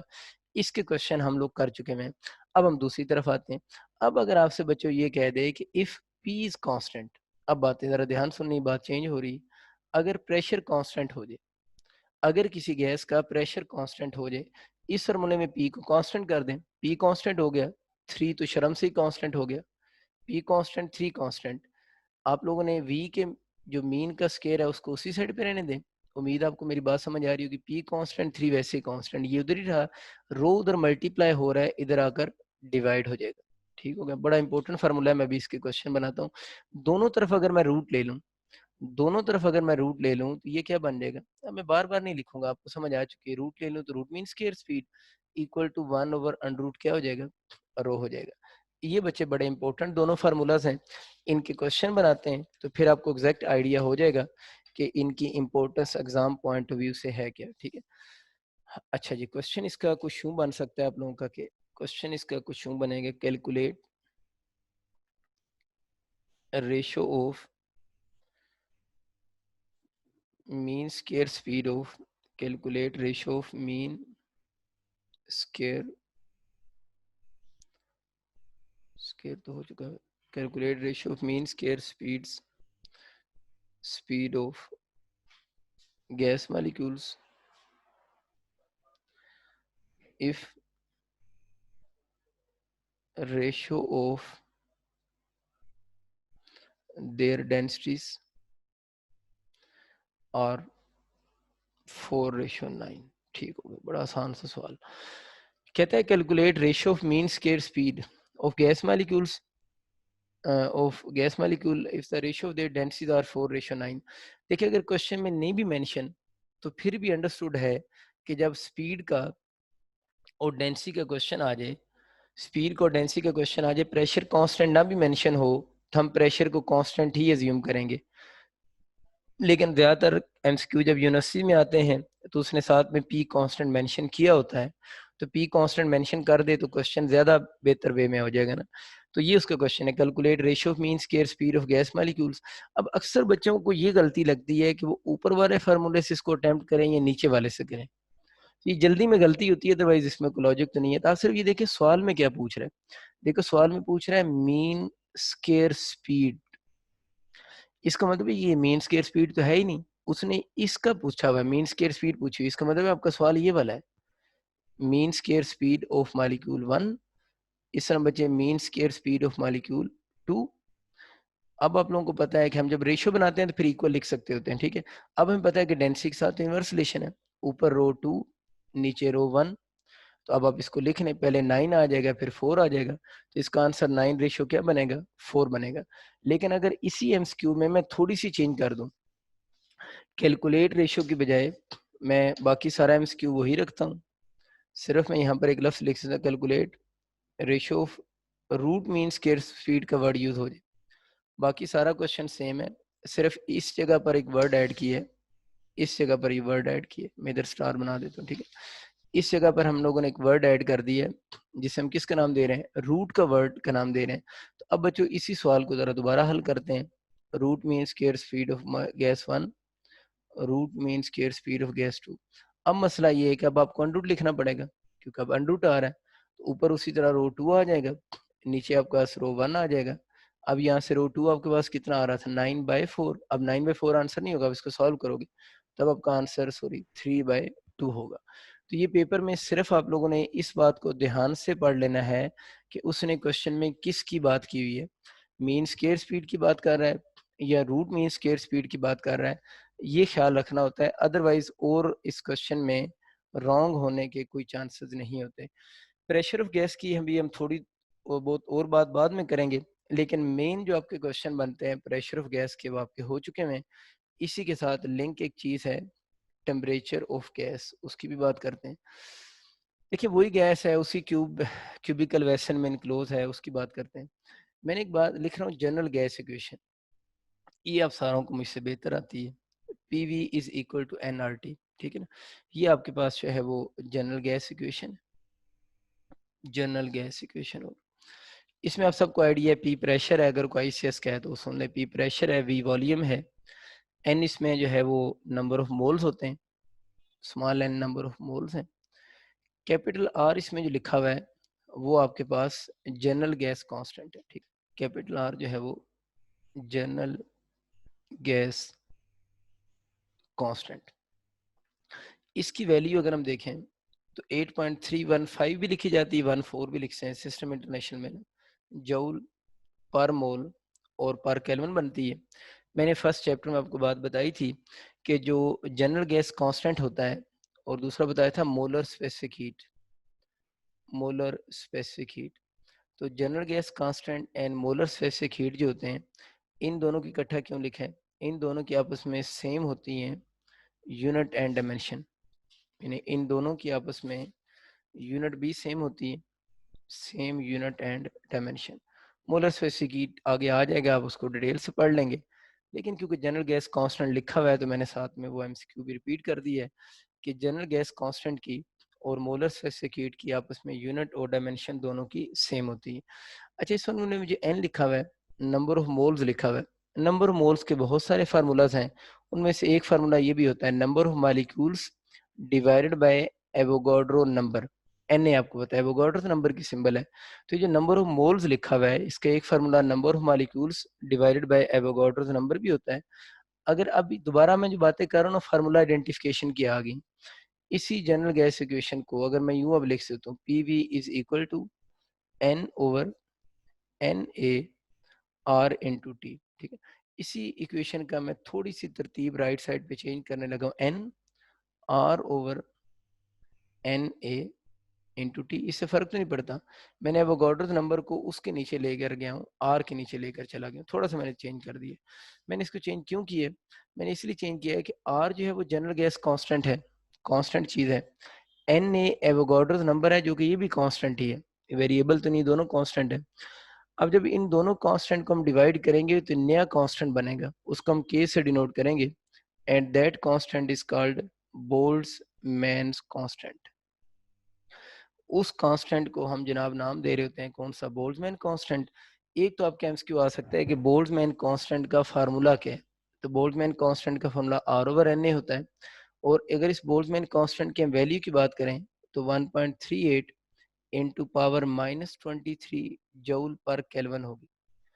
तो बोल्ट्जमैन कांस्टेंट की जो वैल्यू होती है वो बेसिकली 1.38 इंटू पावर -23 जूल पर केल्विन इसकी आपके पास वैल्यू बन रही होती है। अच्छा, 1.38 इंटू -23 जूल पर केल्विन होगी। अच्छा, इसके बाद एक तो आप इसका फार्मूला याद रखेंगे, दूसरा इसकी यूनिट याद रखेंगे। एक और चीज़ याद रखना है कि एक चीज़ होती है इंट्रोपी। इंट्रोपी की अगर हम बात करें तो इंट्रोपी का जो फार्मूला होता है ना वो क्यू बाई टी होता है। Q mean heat, T mean temperature, इसकी यूनिट भी जूल पर केल्विन बनती है। इसका मतलब ये हुआ कि आपके पास जो जनरल गैस कांस्टेंट है और इंट्रोपी जो है, इन दोनों की आपस में सेम होगी यूनिट एंड डायमेंशन, यानी इन दोनों की आपस में यूनिट भी सेम है और इन दोनों की आपस में क्या सेम है? डायमेंशन भी सेम होती है। They both have same unit as well as dimensions. चलिए, ये तो कुछ कांस्टेंट्स की बातें थी जो आप लोगों ने याद रखनी है। उसी फार्मूले में वापस जाते हैं, तो P V is equal to, इसी फार्मूले को देखें, N R over N A लिखा हुआ है ना, तो P V is equal to हो जाएगा एन के टी हो जाएगा। तो ये भी आप लोगों ने याद रखनी है, ये भी जनरल गैस इक्वेशन की फॉर्म ड्राइव हो रही है। तो अगर इनमें से पूछता है पीवी किसकी इक्वल है, तो पीवी का ये वाला फार्मूला भी ठीक है, पीवी का ये वाला फार्मूला भी ठीक है, और इसी तरह इस इक्वेशन को पीवी इक्वल टू एन के टी की फॉर्म में भी हम लिख सकते हैं। तो इसको आप लोगों ने थोड़ा याद रखना है। इसमें कोई खास इशू तो नहीं है, के आपको पता है वैसे कांस्टेंट है, T N number of molecules, T temperature, V volume और पी प्रेशर है। अब हम अपने क्वेश्चन की तरफ आते हैं। ये थोड़ी सी कुछ फार्मूलाज के क्वेश्चन आते थे, वो मैंने आपके साथ शेयर कर दिए। टेम्परेचर का जो फार्मूला आप लोगों ने याद रखना है, किसका टेम्परेचर? एक ऐसी गैस जो एक क्यूबिकल वेसल के अंदर इनक्लोज है, उसके टेम्परेचर का फार्मूला 2/3 के यहाँ पर वही बोल्ट्जमैन कांस्टेंट, ठीक है, 2/3 के इनटू काइनेटिक एनर्जी। तो टेम्परेचर का फार्मूला यहाँ से 2/3 के इनटू काइनेटिक एनर्जी बन जाएगा। अगर T इक्वल टू 2/3 के इनटू काइनेटिक एनर्जी है, एक तो ये रिलेशन अब याद रखें। अब इसकी एक और फॉर्म की बात करते हैं, फिर हम इसके एमसीक्यू की तरफ चले जाएंगे। 2/3 के अगेन बता रहा हूँ काइनेटिक एनर्जी का नहीं है, ये वही बोल्ट्जमैन कांस्टेंट है, ठीक है। काइनेटिक एनर्जी को हम लिख सकते हैं हाफ एम वी स्केयर, उसकी मैंने वैल्यू पुट कर दी। अब जरा देखें इसमें क्या होगा, ये वाला 2 इस 2 से अगर कैंसिल हो रहा है तो टी जो बन जाएगा, एम को तो पता है कांस्टेंट होता है, इसको मीन से बाहर भी लिख सकते हैं। तो ये आपका जो फार्मूला कुछ इस शेप में इसका बन जाएगा। अगर इसको हम बाहर लेकर आए तो एम बाई 3 के बच गए और इंटू वी स्केयर हो गया। बस ये थोड़ा सा फार्मूला आप लोगों ने याद रखना है, m/3 के इंटू वी का स्केयर हो जाएगा। एक बहुत इंपॉर्टेंट बात जो रह गई है उसको मैं पहले कर दूं, फिर मेरे माइंड से निकल जानी है। एक ना बड़ा कॉमन सा ट्रेंड आजकल यूनिवर्सिटीज में, मैं लास्ट ईयर भी देख रहा था, फर्स्ट पेज पता नहीं गया किधर है। हाँ, ये वाले जो फार्मूला जितने आप लोगों ने लिखे हैं ना, ये जो फार्मूलाज लिखे हैं, इन फार्मूलाज को ना एवरेज काइनेटिक की फॉर्म में ज्यादातर वो पूछता है। मतलब ये फार्मूला लिखा है ना काइनेटिक एनर्जी का, तो वो ना एवरेज काइनेटिक एनर्जी का काफी पूछता है। ये लास्ट ईयर काफी सारी इंजीनियरिंग यूनिवर्सिटी में उसने ये किया हुआ था कि इन फार्मूलाज को प्रेशर की बजाय एवरेज काइनेटिक एनर्जी को सब्जेक्ट बनाकर पूछ रहा होता है। तो अगर मैं एवरेज काइनेटिक एनर्जी को यहाँ से सब्जेक्ट बनाऊं तो ये किसकी बन जाएगा, 3p, 3 उधर जाएगा, 3p हो गया, और डिवाइड बाय 2n0 हो जाएगा। तो जितने भी मैंने फार्मूला लिखे हैं, जब आप अपने नोट्स बनाएं तो उसमें आप एवरेज काइनेटिक एनर्जी की फॉर्म में भी उस फार्मूले को थोड़ा माइंड में रखिएगा। मतलब एक दफा आप लिख लेंगे ना तो आपको याद हो जाएगा कि हाँ, एवरेज काइनेटिक एनर्जी के फार्मूले भी हमसे पूछे जा सकते हैं। तो ये कुछ ट्रेंड है, क्योंकि लास्ट ईयर उसने काफी सारी यूनिवर्सिटी के मैं पास पेपर देख रहा था, उसमें जहाँ पर उसने फार्मूला आइडेंटिफिकेशन के क्वेश्चन पूछे मैंने, तो वहां पर उसने ये वाली अप्रोच भी यूज की हुई है। तो अगर आपसे कोई क्वेश्चन आ जाए तो आपको इसका भी आइडिया होना चाहिए। तो उस ये आपको आइडिया हो गया, एम बाहर चला गया, ये फार्मूला हो गया। ये सिर्फ आइडेंटिफिकेशन के लिए आते हैं, इनके क्वेश्चन कैसे बनेंगे उसके भी हम थोड़ी देर तक बात करते हैं। उसी कंटिन्यूटी में मैं अगर यहाँ से एवरेज काइनेटिक एनर्जी को सब्जेक्ट बनाऊं, अगर इसी फार्मूले से एवरेज काइनेटिक एनर्जी को सब्जेक्ट बनाऊं तो ये क्या बन जाएगा, 3 kT और डिवाइड बाय कौन सा हो जाएगा, 2 हो जाएगा। तो एवरेज काइनेटिक एनर्जी 3 kT/2 हो जाएगा। अब आते हैं इनके एमसीक्यू की तरफ। एमसीक्यू में देखिए हमारे पास बच्चों फार्मूला लिखा हुआ है, T is equal to 2/3 k into kinetic energy लिखा हुआ है। अब इस फार्मूला में आप लोगों ने याद ही रखना है कि ये चीज़ तो कांस्टेंट है, इसमें तो कोई शक ही नहीं है। अगर ये चीज़ कांस्टेंट है तो इसका मतलब ये हुआ कि टेम्परेचर का एवरेज काइनेटिक एनर्जी के साथ डायरेक्ट रिलेशन। अगर ये कांस्टेंट है तो टेम्परेचर के एवरेज काइनेटिक एनर्जी के साथ डायरेक्ट रिलेशन है। अब इसके वही क्वेश्चन आएंगे जिस तरह मैंने पहले बोला था कि अगर आपका क्वेश्चन आ जाता है, अगर हम average kinetic energy of gas molecules को 3 टाइम इंक्रीज कर दें, अगर हम average kinetic energy of gas molecules को 3 टाइम इंक्रीज कर दें तो टेम्परेचर भी इसका 3 टाइम इंक्रीज हो जाएगा। और यहाँ पर बस इतना याद रखें, जब भी कैपिटल टी लिखा जाता है तो ये जो टेम्परेचर होगा वो केल्विन में ही होगा। तो अगर हम काइनेटिक एनर्जी एवरेज को 3 टाइम इंक्रीज करते हैं तो उसकी जो टेम्परेचर होगा वो भी 3 टाइम इंक्रीज कर जाएगा। एक तो ये चीज़ आप लोगों ने याद रखनी है। अच्छा, इसके बाद वो बात कर रहा है कि नेक्स्ट अगर हम बात करें टेम्परेचर का एवरेज काइनेटिक एनर्जी का डायरेक्ट रिलेशन है, तो हम उसको एवरेज काइनेटिक एनर्जी को हाफ एम वी स्केयर की फॉर्म में भी लिख सकते हैं। अब देखिए यहाँ पर 1/2m तो कांस्टेंट है, अगर 1/2m कांस्टेंट है इसको खत्म कर दें तो टेम्परेचर का v के स्केयर के साथ डायरेक्ट रिलेशन होगा। अब आपको याद होगा मैंने थोड़ी देर पहले आपको प्रेशर के 3 क्वेश्चन लिखवाए थे, सेम एज प्रेशर। तो इसके वही क्वेश्चन बनेंगे जिस तरह के क्वेश्चन आप लोगों ने थोड़ी देर पहले प्रेशर के बनाए थे। तो जिस तरह प्रेशर के क्वेश्चन क्या थे, एवरेज स्पीड को डबल कर दें क्या होगा, रूट मीन स्क्वायर स्पीड को डबल कर दें क्या होगा। तो इस टाइप के अगर आपके क्वेश्चन आ जाएं इस फार्मूला के तो वो भी आप इजीली अटेम्प्ट कर सकते हैं। तो ये आप लोगों ने चीज़ें याद रखनी है। अच्छा, टेम्परेचर और एवरेज मीन स्क्वायर स्पीड का डायरेक्ट रिलेशन हमें आइडिया हो गया। एक ना जो पंजाब की बुक है ना उसमें प्रॉब्लम नंबर 11.2 है, जो मैं अभी बातें करूंगा ना वो प्रॉब्लम नंबर 11.2 के बारे में है। तो जो आप में से पंजाब के स्टूडेंट्स हैं वो 11.2 न्यूमेरिकल को देख लेंगे तो उनको थोड़ा अच्छा आइडिया हो जाएगा। उस न्यूमेरिकल में वो एक थ्योरम पढ़ाता है, जो कि थ्योरम हमारा बड़ा इंपॉर्टेंट है। थ्योरम वो ये पढ़ाता है कि 2 डिफरेंट गैसेस हैं, एक गैस ए कर लें या गैस 1 कर लें, एक अदर गैस बी है। 2 डिफरेंट गैसेस हैं, ठीक है ना, वो एक इस चैम्बर ए में इनक्लोज है, एक चैम्बर बी में इनक्लोज है। दोनों गैसेस में सिमिलैरिटी ये है कि दोनों गैसेस का टेम्परेचर सेम है। 2 डिफरेंट गैसेस हैं, दोनों चैम्बर में इनक्लोज हैं, और दोनों गैसेस में सिमिलैरिटी ये है कि दोनों गैसेस का टेम्परेचर सेम है। टेम्परेचर सेम हो गया। अब चले मैं आपको पहले वो थ्योरम पूरा करवा देता हूँ, एंड पे आपको खुद ही उसके एमसीक्यू आइडिया हो जाएंगे। देखिए अभी हम बच्चों पढ़ रहे थे कि जो टेम्परेचर है उसका एवरेज काइनेटिक एनर्जी के साथ डायरेक्ट रिलेशन है। अगर एवरेज काइनेटिक एनर्जी के साथ डायरेक्ट रिलेशन है तो एवरेज काइनेटिक एनर्जी को मैं क्या लिख सकता हूँ, हाफ एम वी स्क्वायर भी लिख सकता हूँ मैं। अब उसने बोला है कि इन दोनों गैसेस, दोनों जो चैम्बर हैं इसमें गैसेस डिफरेंट हैं, यानी इनके अंदर और इसके अंदर ए एंड बी, मैं लिख भी देता हूँ, आर 2 डिफरेंट गैसेस।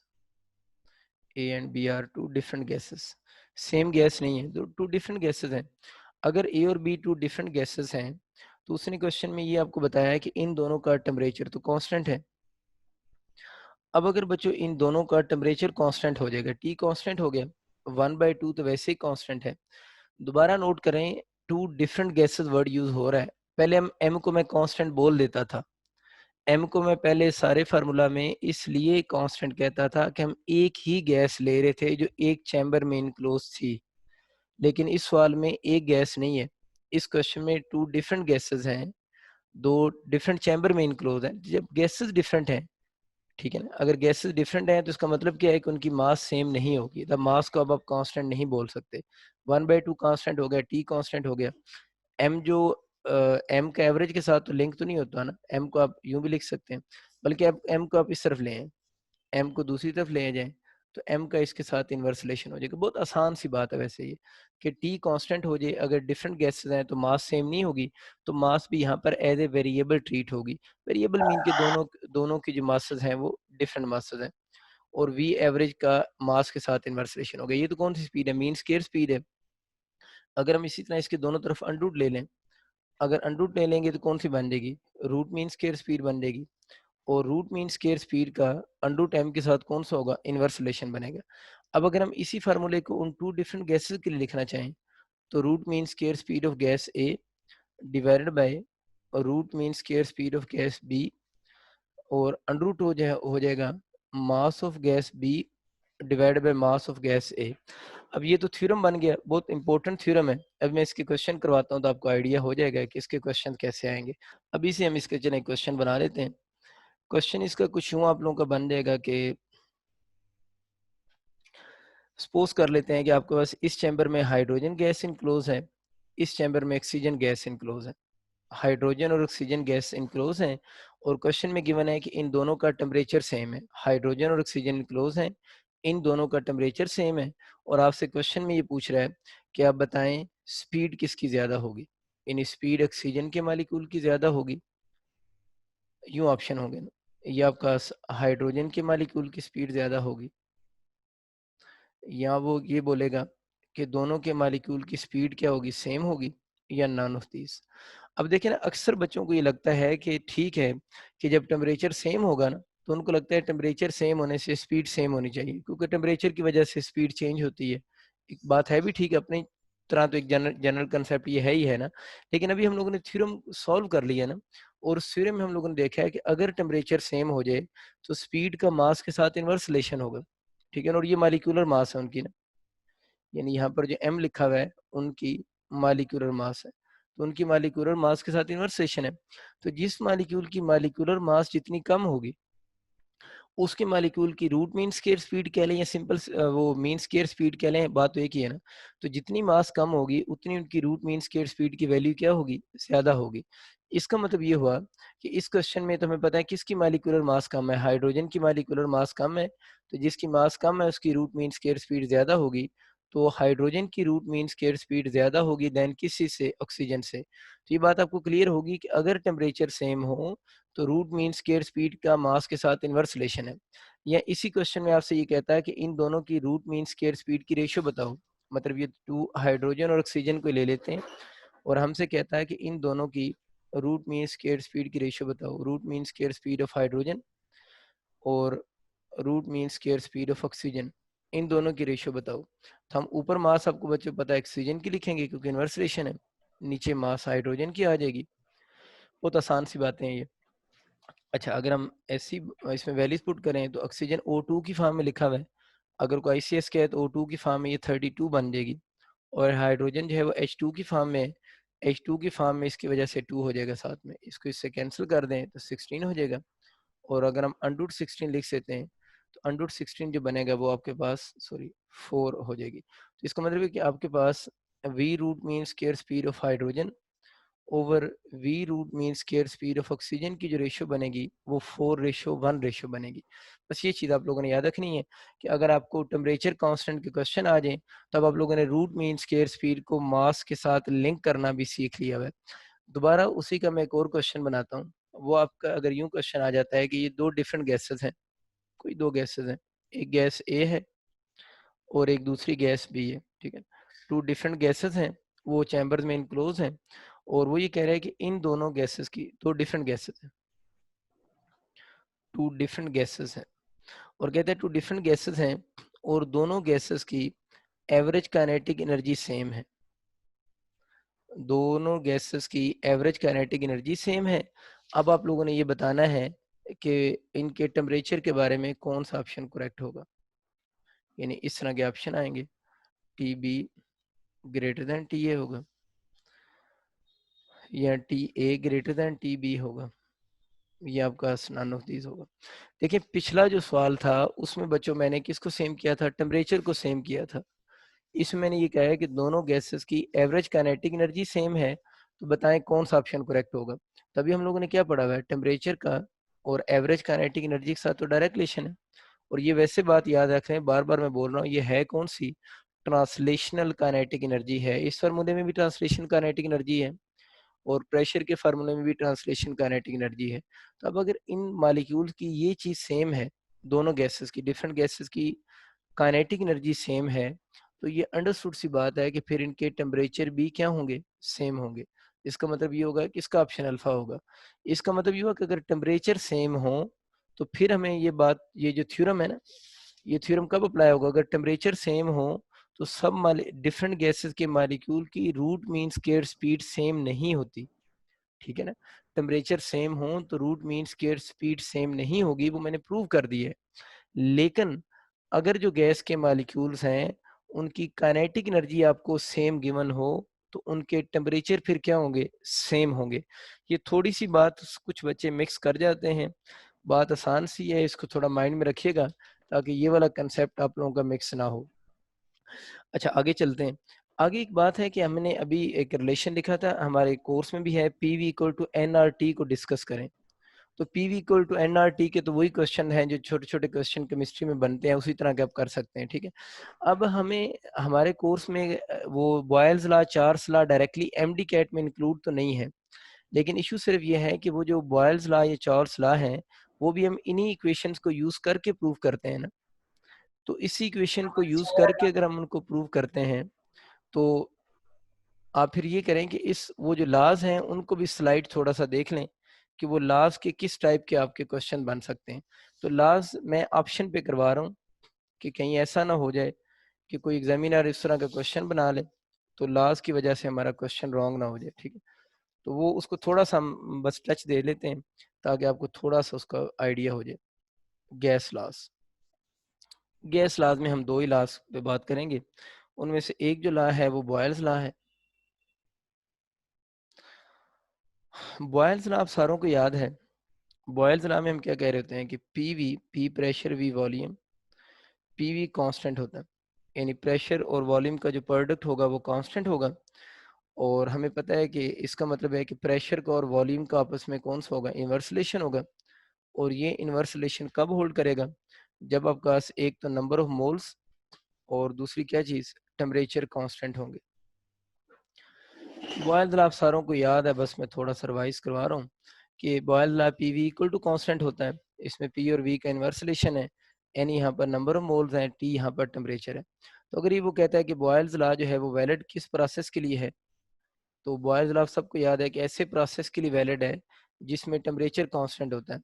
और वो प्रोसेस जिसमें टेम्परेचर कांस्टेंट होता है उसको हम आइसोथर्मल प्रोसेस कहते हैं। इसका मतलब ये हुआ कि बॉयल्स लॉ जो है वो हमारे पास जो वैलिड है, बॉयल्स लॉ जो वैलिड है वो बेसिकली आइसोथर्मल प्रोसेस के लिए वैलिड है। वो आसान सी बात है, टेम्परेचर कांस्टेंट है। फिर आपसे ना ये जो बॉयल्स लॉ का कांस्टेंट है ना, इस कांस्टेंट की यूनिट एमसीक्यू में पूछ रहा होता है। तो इस कांस्टेंट की यूनिट कैसे निकलेगी, पी को वी से मल्टीप्लाई करें। तो पी को वी से मल्टीप्लाई करेंगे तो इसकी यूनिट बनेगी जो वर्क की यूनिट होती है। वर्क की यूनिट क्या होती है, जूल होती है। तो इस कांस्टेंट की यूनिट जो बनेगी वो वर्क वाली यूनिट होगी। कि अगर आपके एमसीक्यू आ जाता है ना कि इस कांस्टेंट की यूनिट किसके साथ मैच होगी, वर्क बोलें या एनर्जी बोलें, बात तो एक ही है। और इसकी यूनिट फिर वर्क या एनर्जी की यूनिट हमारे पास जूल होगी। तो ये आपसे पूछेगा इस कांस्टेंट की यूनिट क्या होगी, इसको बॉयल्स लॉ कांस्टेंट भी कहते हैं। तो अगर इसकी यूनिट की बात करेगा तो इसकी यूनिट आपको आइडिया होगी कि इसकी यूनिट हमारे पास जूल की इक्वल बनती है। अच्छा अब अगर हम इसके ग्राफ की बात करें तो इसका ग्राफ आप लोगों का कुछ यूं बनेगा। ये वर्टिकल एक्सिस अगर हम प्रेशर का ड्रॉ करें, हॉरिजॉन्टल एक्सिस वॉल्यूम, तो इसके ग्राफ की शेप आप रोजाना केमिस्ट्री में पढ़ते हैं, ये वाला ग्राफ बनता है। अगर इस ग्राफ की शेप का नाम पूछे तो ये लगती तो पैराबोला जैसी है, लेकिन इसको पैराबोला कहना नहीं, इस शेप को हम हाइपरबोला कहते हैं। ये हाइपरबोला जो है उसका एक लिम्ब बना हुआ है, यानी हाइपरबोला वैसे तो यूं होता है ना, ये पूरा हाइपरबोला होता है, तो ये हाइपरबोला का एक लिम्ब बना हुआ है। दूसरा लिम्ब हम क्यों नहीं बनाते हैं? दूसरा लिम्ब इस क्वाड्रेंट में बनेगा ना, थर्ड में सॉरी, तो उसमें प्रेशर भी नेगेटिव हो जाएगा और वॉल्यूम भी नेगेटिव हो जाएगा। तो वॉल्यूम नेगेटिव या प्रेशर नेगेटिव के फिजिक्स में कोई फिजिकल मीनिंग नहीं है, इसलिए हम इसकी एक साइड बना देते हैं, दूसरी साइड इसकी शो नहीं करते। कुछ स्टूडेंट को ये लगता है कि शायद ये पैराबोला है, तो ये पैराबोला इसकी शेप नहीं है। पीवी ग्राफ जो बॉयल्स ला कर बनेगा वो हाइपरबोलिक शेप होगी इसकी। इस तरह आप लोगों ने केमिस्ट्री में बड़ी दफा एक और ग्राफ भी पढ़ा है। देखिए ना, पी का वी के साथ इनवर्स रिलेशन है, पी का वी के साथ इनवर्स रिलेशन है, लेकिन पी का 1/v के साथ तो डायरेक्ट रिलेशन है ना। तो पी का अगर आपसे ग्राफ कभी 1/v के साथ आ जाए, तो पी का वी के साथ इनवर्स रिलेशन है। अगर पी का वी के साथ इनवर्स रिलेशन आ रहा है, तो वो 1/v के साथ उसका कौन सा बनेगा? डायरेक्ट रिलेशन होगा ना। तो डायरेक्ट रिलेशन का ग्राफ तो आप सारों को आइडिया है, स्ट्रेट लाइन होगा। तो पी का वी के साथ ग्राफ ये वाला हो गया। पी का 1/v के साथ जब ग्राफ की बात करेगा, तो पी का 1/v के साथ जो ग्राफ होगा वो स्ट्रेट लाइन की इक्वल होगा। बस ये छोटी सी बातें आप लोगों ने, एक दो छोटी छोटी चीजें हैं ये याद रखनी है। बाकी उस तरह के जो क्वेश्चन आते हैं अगर वो कभी आ जाएं, तो आप कर सकते हैं P1/P2 is equal to V2/V1। P1 और P2 अब दो डिफरेंट गैसेस के क्वेश्चन है ना, अगर टू डिफरेंट गैसेस के वॉल्यूम की रेशियो पता हो, तो इस फार्मूला को यूज करके हम प्रेशर की रेशियो बता सकते हैं, प्रेशर की रेशियो गिवन हो वॉल्यूम की रेशियो बता सकते हैं। या इसमें चार चीजें, एक दो तीन चार, दो डिफरेंट गैसेस के अगर कोई सी तीन चीजें आपको पता हो, तो फोर्थ वन मिसिंग पैरामीटर उसका प्रेशर हो या वॉल्यूम हो, तो उसको हम कैलकुलेट कर सकते हैं। तो अगर आपके इस तरह के कोई क्वेश्चन आ जाए, तो आप लोगों को आप सॉल्व कर सकते हैं, क्योंकि इनके केमिस्ट्री में काफी लिंक है, इसलिए मैं इस पर ज्यादा बात नहीं कर रहा। पहली बात तो इसका क्वेश्चन आएगा नहीं, अगर कोई आ जाए तो बहुत इजीली आप सॉल्व कर सकते हैं। फिर एक और ला है, उसको थोड़ा सा जल्दी से रिवाइज कर लेते हैं, फिर हम आगे अपने असल टॉपिक पे चलते हैं। चार्ल्स लॉ भी आप लोगों ने पढ़ा हुआ है। चार्ल्स लॉ ये होता था कि वॉल्यूम जो होता है ना, उसका टेम्परेचर के साथ डायरेक्ट रिलेशन होता है। और वॉल्यूम और टेम्परेचर का डायरेक्ट रिलेशन कब होल्ड करता है? जब आप लोगों के पास एक तो नंबर ऑफ मॉलिक्यूल्स कांस्टेंट हो जाए, और नंबर ऑफ मॉलिक्यूल्स कांस्टेंट होने के साथ साथ प्रेशर भी कांस्टेंट हो जाए। अब यहाँ पर प्रेशर कांस्टेंट है, तो अगर आज चार्ल्स लॉ जो है वो किस प्रोसेस के लिए? चार्ल्स लॉ जो है वो बेसिकली आइसोबैरिक प्रोसेस के लिए, क्योंकि आइसोबैरिक प्रोसेस हम एक ऐसे प्रोसेस को कहते हैं जिसमें आपका जो प्रेशर है वो कांस्टेंट रहता है। तो अगर पूछता है तो आइसोबैरिक प्रोसेस के लिए होगा। अगर इसको हम इक्वेशन की फॉर्म में बनाएं जिस तरह उसकी बनाई थी, तो V1/V2 वॉल्यूम है V, तो T1/T2 उसमें इनवर्स रिलेशन था, इसमें डायरेक्ट रिलेशन है। बस इसमें इतना ख्याल रखना है कि टेम्परेचर जब भी आप लोगों ने रेशियो के क्वेश्चन आएंगे, अगर टेम्परेचर आपको सेंटीग्रेड में इवन गिवन है, तो आप लोगों ने पहले उस सेंटीग्रेड को केल्विन में कन्वर्ट करना है। सेंटीग्रेड को जब आप केल्विन में कन्वर्ट करेंगे, उसके बाद आपका क्वेश्चन सॉल्व होगा। ये बहुत इजी है, इसमें गलती ये कि मैं लिख भी देता हूँ साथ में, सेंटीग्रेड को केल्विन में मस्ट कन्वर्ट करें, क्योंकि बहुत सारे बच्चों को लगता है रेशियो से फर्क नहीं पड़ता, आप आंसर चेंज आते हैं। तो अगर टेम्परेचर की रेशियो गिवन हो और वॉल्यूम की रेशियो पूछी गई हो, तो पहले सेंटीग्रेड को केल्विन में कन्वर्ट करके इधर पुट करना है। और सेकंडली वही चार चीजें हैं, कोई सी तीन गिवन हो, तो फोर्थ वन को आप इजीली कैलकुलेट कर सकते हैं। अच्छा, ये बातें होगी, बस आखिरी बात, उसके बाद अपना आगे चलते हैं।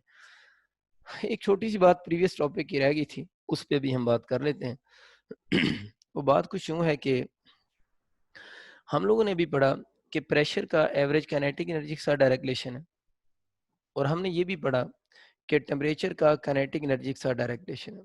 अगर पूछे ना ये सारी कैलकुलेशन अब किस बेस पे कर रहे थे, जितनी भी मैंने पीछे सारी कैलकुलेशन की है, तो अगर पूछते ना ये सारी कैलकुलेशन किस बेस पे करते हैं, तो हम कहते हैं on the basis of KMT by KMT, यानी ये सारी कैलकुलेशन काइनेटिक मॉलिक्यूलर थ्योरी के अकॉर्डिंग है। तो अगर आपका एमसीक्यू आ जाए ना अकॉर्डिंग टू KMT, तो according to kinetic molecular theory temperature का और प्रेशर का आपस में डायरेक्ट रिलेशन होता है। ये बात याद रखनी कि अगर आपका कभी एमसीक्यू आता है ना according to kinetic molecular theory temperature का और प्रेशर का आपस में क्या लिंक होगा, तो टेम्परेचर का और प्रेशर का आपस में डायरेक्ट रिलेशन होगा। मीन अगर वो कहता है अकॉर्डिंग टू KMT, अगर हम किसी गैस का प्रेशर डबल कर दें, तो प्रेशर डबल कर देने से उस गैस का टेम्परेचर भी क्या हो जाएगा? डबल हो जाएगा। तो प्रेशर को डबल कर देने से उस गैस का टेम्परेचर भी डबल हो जाता है। अगर आपको याद हो, तो ये वाले फार्मूला वैसे जो दोनों लिखे हुए हैं, ये दोनों फार्मूले हमारे पास किस प्रोसेस के लिए होते हैं? आइसोकोरिक प्रोसेस के लिए थे। आइसोकोरिक का मतलब होता है कि ऐसे प्रोसेस के लिए थे जिसमें वॉल्यूम कांस्टेंट था। तो ये दो तरह से क्वेश्चन फिर बन सकता है कि फॉर आइसोकोरिक प्रोसेस टी और पी का क्या रिलेशन होगा, डायरेक्ट है, इस तरह के एमसीक्यू आ जाएंगे। या अगर वो आइसोकोरिक प्रोसेस वर्ड वैसे कम यूज करता है, वो ज्यादातर वर्ड यूज करता है अकॉर्डिंग टू केएमटी, और अकॉर्डिंग टू केएमटी अगर हम बात करेंगे तो अकॉर्डिंग टू केएमटी भी टेम्परेचर का और प्रेशर का आपस में जो होगा वो डायरेक्ट रिलेशनशिप होगा। ये एक छोटा सा प्रीवियस पॉइंट था जो आप लोगों ने याद रखना है। अब बस आगे चलते हैं। आगे हमारा जो मेन टॉपिक है, वो इंटरनल एनर्जी है। इंटरनल एनर्जी को देखना जरा, ये मेजर टॉपिक है। इंटरनल एनर्जी के बारे में आप सारों को ऑलरेडी आइडिया है क्योंकि ये टॉपिक सब बुक्स में लिखा हुआ है। ये जो आप में से जो बच्चे एमडी कैट वगैरह के थे ना, ये जो पिछला टॉपिक मैंने सारा पढ़ाया हुआ है, ये आप लोगों ने नहीं पढ़ा हुआ ना, तो इस टॉपिक को अपना बहुत अच्छा तैयार कीजिएगा, क्योंकि जिस तरह पिछले लाइट वाले यूनिट में सिर्फ यंग डबल स्लिट एक्सपेरिमेंट के ही क्वेश्चन आने के चांसेस होते हैं, बाकी उसके अलाइड टॉपिक्स लिखे हुए हैं, मतलब टोटल पूरा करने के लिए हैं। लेकिन हम लोगों ने उस पर भी 2-3 घंटे बात की है, जो डिफ्रैक्शन है उस पर भी। इसी तरह हम हर टॉपिक में, मैं तो बात घंटा करूंगा तकरीबन हर टॉपिक के ऊपर, लेकिन इस यूनिट में जो आपका मेजर टॉपिक है वो प्रेशर ऑफ गैस ही है, मतलब जिसमें ज्यादातर क्वेश्चन बनने के चांसेस होते हैं एमडी कैट के लिए।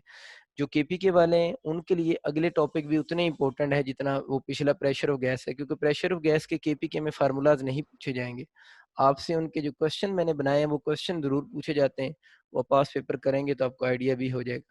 तो केपी के या इंजीनियरिंग के लिए तो पूरा चैप्टर इंपॉर्टेंट है, लेकिन मेडिकल वाले बच्चे ज्यादा फोकस इसी पिछले टॉपिक पे अपना इस यूनिट में कीजिएगा। इंटरनल एनर्जी बहुत खूबसूरत सा टॉपिक है, ये तो केमिस्ट्री में भी इसका अच्छा खासा लिंक है। इंटरनल एनर्जी के बारे में हम कहते हैं ये सम होता है, sum of all forms of molecular energies, sum of all form of molecular energies is called internal energy। इन जितनी भी मालिकुलर एनर्जीज का सम, अब मालिकुलर एनर्जीज कौन सी होती हैं? मालिकुलर एनर्जी का यहाँ पर जो वर्ड यूज हो रहा है, मालिकुलर एनर्जीज में ऑल फॉर्म लिखा हुआ है, तो all types of kinetic energy भी आ जाएंगी और साथ में इसके पोटेंशियल एनर्जी भी आ जाएगी, ठीक है। तो internal energy sum of all form of molecular energy है, तो ऑल फॉर्म में काइनेटिक एनर्जी भी आ जाएगी और पोटेंशियल एनर्जी भी आ जाएगी। काइनेटिक एनर्जी तो हमें पता है बेसिकली मोशन की वजह से होती है, और मॉलिक्यूल्स की मोशन की अगर हम बात करें तो आप लोग केमिस्ट्री में बात पढ़ते हैं बहुत डिटेल से, यहाँ तो थोड़ा सा इसका जिक्र है कि काइनेटिक एनर्जी मोशन की वजह से होती है, और मोशन यहाँ पर मॉलिक्यूल्स की 3 टाइप्स की मेनली हो सकती है। एक ट्रांसलेशन मोशन होगी, उस ट्रांसलेशन मोशन मतलब यू मोशन होगी, translation motion you straight line में जो मोशन होती है उसकी वजह से जो काइनेटिक एनर्जी होगी ट्रांसलेशनल। और अगर वो मॉलिक्यूल जो है वो अपनी मीन पोजीशन के around two and fro motion कर रहे हैं, मीन पोजीशन के around two and fro motion कर रहे हैं, तो उसकी वजह से वाइब्रेशनल काइनेटिक एनर्जी। और अगर वो मॉलिक्यूल रोटेट करने लग गए हैं तो उसकी वजह से कौन सी होगी? रोटेशनल काइनेटिक एनर्जी होगी, यानी अगर यू मॉलिक्यूल रोटेट करते हैं तो उसकी वजह से रोटेशनल काइनेटिक एनर्जी होगी। तो sum of all form of molecular energies में आपको बात समझ आ गई कि काइनेटिक एनर्जीज की भी सारी टाइप्स होंगी और प्लस आपके पास पोटेंशियल एनर्जी भी होगी। पोटेंशियल एनर्जी जब हम केमिस्ट्री में बात करते हैं तो हम यूजुअली कहते हैं कि ये मॉलिक्यूल्स के दरमियान में due to force of attraction की वजह से होगी। यानी ये हम केमिस्ट्री फिजिक्स में तो थोड़ा उसको डिफरेंट पढ़ते हैं, लेकिन इस चैप्टर में आप लोगों ने पोटेंशियल एनर्जी को in the sense of force of attraction between the molecules के सेंस में लेना है कि मॉलिक्यूल्स के दरमियान में फोर्स ऑफ अट्रैक्शन की वजह से ये वाली होगी। अच्छा, इसके बाद अगर हम फर्दर इसको देखते हैं तो हम लोगों ने मेनली डिस्कस करना है आइडियल गैस जो है ना, आइडियल गैस की इंटरनल एनर्जी को डिस्कस करना है। जो आइडियल गैस होती है अगर हम उसकी इंटरनल एनर्जी की बात करें ना, तो आइडियल गैस की इंटरनल एनर्जी के बारे में कह रहे होते हैं कि पहला लफ्ज़ आप लोगों ने सुना हुआ है कि आइडियल गैस के मॉलिक्यूल पॉइंट मासेस होते हैं। ये बातें थोड़ी ध्यान सुननी। पॉइंट मास का मतलब जहां तक मुझे समझ आता है वो ये होता है कि नेग्लिजिबल इनकी मास होती है। लेकिन एक पार्टिकल है ना, ये वाला थोड़ा बड़ा पार्टिकल है, इफ्जान साहब है, ठीक है ना, तो अगर आप इन पे फोर्स लगाएंगे तो सपोज करें ये फोर्स का लाइन ऑफ एक्शन यहाँ से पास कर रहा है। अब इस केस में फोर्स का line of action centre of gravity से पास नहीं कर रहा, और अगर फोर्स का line of action centre of gravity से पास नहीं करेगा तो इसके रोटेट कर जाने के चांसेस होंगे। तो मतलब ये यहाँ से क्या कर सकता है? रोटेट कर सकता है। लेकिन अगर हम किसी पार्टिकल पर फोर्स लगाएं और उस फोर्स का लाइन ऑफ एक्शन उसके सेंटर ऑफ ग्रेविटी से गुजरे, ये dot basically centre of gravity के लिए लगा हुआ है, ठीक है। अगर उस फोर्स का line of action centre of gravity से गुजरे तो वो वाला पार्टिकल सिर्फ ट्रांसलेट करेगा, ओनली ट्रांसलेट। अब मसला ये है कि आइडियल गैस के मालिक्यूल पॉइंट मास हैं। पॉइंट मास मीन इतनी पॉइंट जितनी इनकी मास है, खुद पॉइंट जितने हैं। तो इस पॉइंट के ऊपर जब भी फोर्स लगेगी वो इनके सेंटर ऑफ ग्रेविटी से ही गुजरेगी, क्योंकि ये तो एक पॉइंट जितने मास हैं। तो इसलिए जो आइडियल गैस के मालिक्यूल होते हैं वो पॉइंट मासेस होते हैं, तो उन पर जब भी फोर्स लगती है वो ट्रांसलेट ही करेंगे। अगर वो ट्रांसलेट करेंगे तो अब मैं अगर आपसे पूछूं कि आइडियल गैस के मालिक्यूल के पास फिर वाइब्रेशनल काइनेटिक एनर्जी कितनी होगी, जीरो होगी। अगर आपके एमसीक्यू आता है आइडियल गैस के मालिक्यूल के पास रोटेशनल काइनेटिक एनर्जी होगी, जीरो होगी। आइडियल गैस के मालिक्यूल के पास सिर्फ कौन सी काइनेटिक एनर्जी होगी, सिर्फ ट्रांसलेशनल काइनेटिक एनर्जी होगी। उसकी वजह क्या है वो मैंने आपको ऊपर बता दी, उसकी वजह पॉइंट मास होना है, कि जब किसी बॉडी पर फोर्स लगती है और उसके सेंटर ऑफ ग्रेविटी से गुजरेगी तो वो ट्रांसलेट करेगा। यही वजह है कि इससे पिछले टॉपिक में मैंने केएमटी पढ़ाते हुए बार बार काइनेटिक एनर्जी के साथ लिख रहा था, वो ट्रांसलेशन काइनेटिक एनर्जी है, क्योंकि वहां पर मैंने जो गैस एज्यूम की थी वो शुरू में मैंने आपको बताया था कि वो आइडियल गैस है। उम्मीद है आपको वो प्रीवियस बात क्लियर हो गई होगी। अच्छा, पॉइंट इसका मतलब कि आइडियल गैस के मालिक्यूल का अगर एमसीक्यू आ जाता है कि उनके पास कौन सी काइनेटिक एनर्जी है, सिर्फ ट्रांसलेशन काइनेटिक एनर्जी। एक और बात हम करते होते हैं कि आइडियल गैस के जो मालिक्यूल होते हैं उनके दरमियान में no force of attraction, ideal gas के मालिक्यूल्स के दरमियान में कोई फोर्स ऑफ अट्रैक्शन नहीं होती। अब पोटेंशियल एनर्जी का जो कंसेप्ट है वो due to force of attraction की वजह से है। अगर आइडियल गैस के मालिक्यूल के दरमियान में फोर्स ऑफ अट्रैक्शन ही नहीं है तो आइडियल गैस के मालिक्यूल्स की जो पोटेंशियल एनर्जी होगी वो जीरो होगी। इस बात का मतलब ये हुआ कि अब अगर हम आइडियल गैस की इंटरनल एनर्जी को स्टेट करना चाहें, डिफाइन करना चाहें, तो हमें sum of all form of molecular energies का वर्ड यूज करना तो बड़ी अजीब सी बात होगी, क्योंकि आइडियल गैस के मालिक्यूल के पास सिर्फ एक ही एनर्जी है और वो किस फॉर्म में है, ट्रांसलेशनल काइनेटिक एनर्जी के फॉर्म में है। बाकी एनर्जीज आइडियल गैस के पास है ही नहीं। इसका मतलब ये हुआ कि अगर अब मैं internal energy of ideal gas की बात करना चाहूँ तो मुझे आइडियल गैस की इंटरनल एनर्जी को कुछ यूं डिफाइन करना चाहिए, यूं मुझे लिखना चाहिए कि the sum of translational kinetic energy, मैं सिंबल में लिख रहा हूँ, the sum of translational kinetic energies is called internal energy of ideal gas. तो याद रखना है कि आइडियल गैस की जो इंटरनल एनर्जी की डेफिनेशन होगी वो ये वाली बनेगी, सम ऑफ ट्रांसलेशन काइनेटिक एनर्जीज। तो अगर एमसीक्यू आता है और इसकी डेफिनेशन में आप लोगों ने सम ऑफ ऑल फॉर्म वाला वर्ड यूज नहीं करना, आप लोगों ने यही वाला वर्ड यूज करना है, ठीक होगी बात। अच्छा, इंटरनल एनर्जी को डिनोट आपको पता है यूज से करते हैं, चलिए मैं इधर लिख देता हूँ। इंटरनल जो एनर्जी है, ये समझ आ गया ना, ये इंटरनल एनर्जी के ऊपर डेफिनेशन लिखी हुई आइडियल गैस की और इसको हम डिनोट यूज से करते हैं। अब हमें ये समझ आ गया internal energy of ideal gas जो है उसका डायरेक्ट रिलेशन है किसके साथ, ट्रांसलेशनल काइनेटिक एनर्जी के साथ। जितनी ट्रांसलेशन काइनेटिक एनर्जी ज्यादा होगी उतनी इंटरनल एनर्जी भी ज्यादा होगी। और हम लोगों ने अभी पढ़ा था कि ट्रांसलेशनल काइनेटिक एनर्जी का डायरेक्ट रिलेशन थोड़ी देर पहले पढ़ा था टेम्परेचर के साथ है। उस वजह से हम लिख सकते हैं कि इंटरनल एनर्जी का टेम्परेचर के साथ भी जो होगा वो डायरेक्ट रिलेशन होगा। हम ज्यादातर इस फार्मूले का यूज कर रहे होते हैं कि इंटरनल एनर्जी जो है वो डायरेक्टली प्रोपोर्शनल टू होगी टेम्परेचर के। एक बुक में लाइन भी लिखी हुई है कि internal energy you of ideal gas, ideal gas की बात हो रही है, internal energy of ideal gas depend only on, ये सारी बुक्स में लाइन है, पंजाब की बुक में भी है, केपीके की बुक में भी है। तो उसमें ऑप्शन होगा टेम्परेचर, प्रेशर, वॉल्यूम या ऑल। तो अगर आ जाए ना internal energy of ideal gas depend on, तो सिर्फ टेम्परेचर ऑप्शन होगा। लेकिन अगर आइडियल गैस के बजाय ideal gas non ideal gas हो तो फिर ऑल ऑप्शन होगा। अगर नॉन आइडियल गैस हो तो फिर ऑप्शन आप लोगों का ऑल बनेगा। लेकिन अगर आइडियल गैस हो तो बुक की लाइन है ये, डिपेंड ओनली ऑन टेम्परेचर। लेकिन अगर इसमें आइडियल गैस ना हो, नॉन आइडियल गैस की बात करें, तो नॉन आइडियल गैस में आप लोगों ने बच्चों इसमें यूज करना है वो ऑल ऑप्शन आप लोगों को होगा। इन्फॉर्मेशन है, आप लोगों ने इसको थोड़ा माइंड में रखना है। आगे चलते हैं जी, थ्योरेटिकल बातें इसकी चल रही हैं। एक और छोटी सी बात उसने लिखी हुई कि मेथड्स, ये एमसीक्यू से कम बनता है, बस बुक में है तो मैं चैनल रिवाइज करवा देता हूँ कि methods to increase internal energy, के इंटरनल एनर्जी के कितने तरीके हैं इंटरनल एनर्जी को इंक्रीज करने के, methods to increase internal energy. इसके जो दो मेन मेथड हैं, एक तो सीधा सीधा मेथड है कि हीट प्रोवाइड करें बॉडी को। आप किसी भी बॉडी को हीट प्रोवाइड करें, किसी भी बॉडी को हीट प्रोवाइड करोगे तो उसकी इंटरनल एनर्जी इंक्रीज होगी। ये तो बड़ा सीधा सीधा और कॉमन सा मेथड है, हमें ऑलरेडी आइडिया है इसका। दूसरा मेथड ये है इंटरनल एनर्जी को इंक्रीज करने का, क्या करें, आप वर्क डन करें अगेंस्ट फ्रिक्शन, उससे भी इंटरनल एनर्जी इंक्रीज होगी। तो अगर आ जाता है ना कौन सा मेथड है इंटरनल एनर्जी इंक्रीज करने के, एक तो हीट प्रोवाइड भी होता है और दूसरा जो वर्क डन अगेंस्ट फ्रिक्शन। क्योंकि अब जरा खुद सोचो, वर्क डन जब अगेंस्ट फ्रिक्शन करेंगे तो उससे भी तो in short heat he produce होगी। डायरेक्ट हीट प्रोवाइड कर दें तब भी इंटरनल एनर्जी बढ़ जाएगी, अगर आप वर्क डन अगेंस्ट फ्रिक्शन करेंगे तो उससे भी इनडायरेक्टली हीट प्रोड्यूस होगी और वो हीट उसकी इंटरनल एनर्जी को इंक्रीज कर देगी। वर्क डन अगेंस्ट फ्रिक्शन की जो बहुत अच्छी एग्जांपल है वो रबिंग ऑफ हैंड्स है। आप अपने हाथों दोनों को रब करें ना, तो आपको आइडिया होगा कि आपके हाथ थोड़ी देर बाद गर्म हो जाते हैं।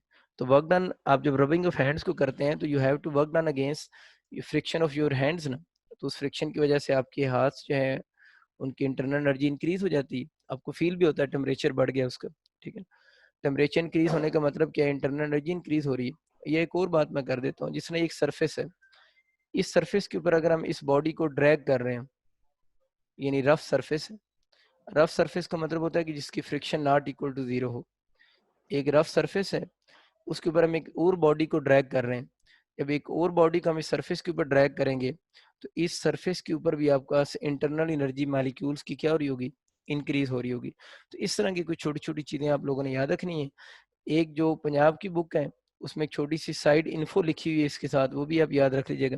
साइड इन्फॉर्मेशन में उसने लिखा हुआ है कि एक डाई अटोमिक मालिक्यूल की उसने डायग्राम बनाई हुई है पंजाब की बुक में ना। डाई एटॉमिक मॉलिक्यूल की उसने डायग्राम बनाई हुई है और उसने पूछा है डाई एटॉमिक मॉलिक्यूल के पास कौन सी एनर्जी होगी। तो मैं इसके नीचे लिख सकता हूँ कि diatomic molecule have all types of energies, इसके पास सारी एनर्जीज होंगी, ऑल टाइप्स ऑफ एनर्जीज होंगी,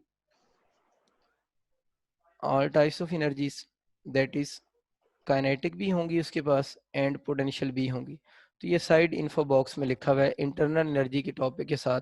एक डाइटोमिक उसने मॉलिक्यूल बनाया, मैंने वो रिवॉल्व कर रहा है, उसको पूछा हुआ कौन सी काइनेटिक एनर्जी होगी, तो मैंने क्या लिखा हुआ है, ऑल टाइप्स होंगी। मतलब ट्रांसलेशन भी होगी, रोटेशन भी होगी, वाइब्रेशन भी होगी, और प्लस वो डाइटोमिक मॉलिक्यूल है तो इसका मतलब है उन मॉलिक्यूल्स के दोनों मॉलिक्यूल जो होंगे उसके दोनों जो एटम होंगे, सॉरी, उन दोनों एटम के दरमियान में फोर्स ऑफ अट्रैक्शन की वजह से पोटेंशियल एनर्जी भी होगी। तो एक छोटी सी इन्फॉर्मेशन है साइड बॉक्स में लिखी हुई है, एमसीक्यू अच्छा बन सकता है, आपको आना चाहिए। इसी के साथ आगे इस टॉपिक को कंटिन्यू करते हैं। इंटरनल एनर्जी जो है ना वो बच्चों स्टेट फंक्शन भी है। स्टेट फंक्शन की डिटेल केमिस्ट्री में बड़ी अच्छी आप पढ़ते हैं। स्टेट फंक्शन भी इनको बोलते हैं या इनको स्टेट वेरिएबल भी कहते हैं। ऐसे फंक्शन या ऐसे वेरिएबल होते हैं जिनकी वैल्यूज होती हैं whose values not depend on path followed। ऐसे फंक्शन होते हैं जिनकी वैल्यूज डिपेंड नहीं करती पाथ फॉलोड पे, but depend on initial and final point, but depend on initial and final point. तो इनकी वैल्यूज पाथ फॉलोड पे डिपेंड नहीं करती। अब सबको आइडिया वैसे इन बातों का। और डिपेंड किस पे करती हैं, इनिशियल एंड फाइनल पॉइंट पे डिपेंड करती हैं। बहुत सारे स्टेट फंक्शन आप लोगों ने केमिस्ट्री में पढ़े हुए हैं, मैं कुछ के नाम भी लिख सकता हूँ। टेम्परेचर स्टेट फंक्शन है, वॉल्यूम स्टेट फंक्शन है, प्रेशर स्टेट फंक्शन है। अभी हम यू पढ़ रहे हैं, यू सिंबल किसकी, इंटरनल एनर्जी स्टेट फंक्शन है। एस इंट्रोपी, एस सिंबल है इंट्रोपी की, entropy is also a state function. Entropy जो है वो भी आप लोगों का स्टेट फंक्शन है। अच्छा, इंट्रोपी आप लोगों का स्टेट फंक्शन हो गया। हम इंटरनल एनर्जी की बात करेंगे। अच्छा, अब अगर इंटरनल एनर्जी स्टेट फंक्शन है, यू यानी internal energy is a state function, इसको अलग करके इसलिए लिखा है कि बाकी भी स्टेट फंक्शन ही है, लेकिन हमारा टॉपिक ऑफ इंटरेस्ट इस वक्त ये है। इसका मतलब ये हुआ कि अगर ये स्टेट फंक्शन है तो इसके बारे में पहली हम बात ये कर सकते हैं कि इन क्लोज पाथ, अगर कोई क्लोज पाथ होगा तो उसमें आपसे पूछेगा डेल्टा यू क्या होगा। तो किसी भी क्लोज पाथ में जितने भी स्टेट फंक्शन होते हैं उनकी चेंज जीरो होती है। जितने भी स्टेट फंक्शन होते हैं क्लोज पाथ में उनकी चेंज जीरो होती है। लेकिन एक और बात याद रखनी, क्लोज पाथ में उनकी वैल्यू जीरो नहीं होती। यानी ये इसका ये मतलब नहीं होगा कि यू जीरो होगा, बल्कि u क्लोज पाथ में फिर क्या होगा, कांस्टेंट रहेगा, ठीक है। यानी u कांस्टेंट होगा और डेल्टा u आप लोगों का 0 के इक्वल होगा। ये छोटी सी बात आप लोगों ने याद रखनी है। एक इंफॉर्मेशन मतलब एक्सरसाइज में ना एक एमसीक्यू है, पंजाब की बुक में बना हुआ है, लेकिन अच्छा एमसीक्यू है, उसकी में बात कर लेते हैं। वो एमसीक्यू यूं आ सकता है कि in which of the following, in which of the following graph उसने बनाया, graph delta U is maximum.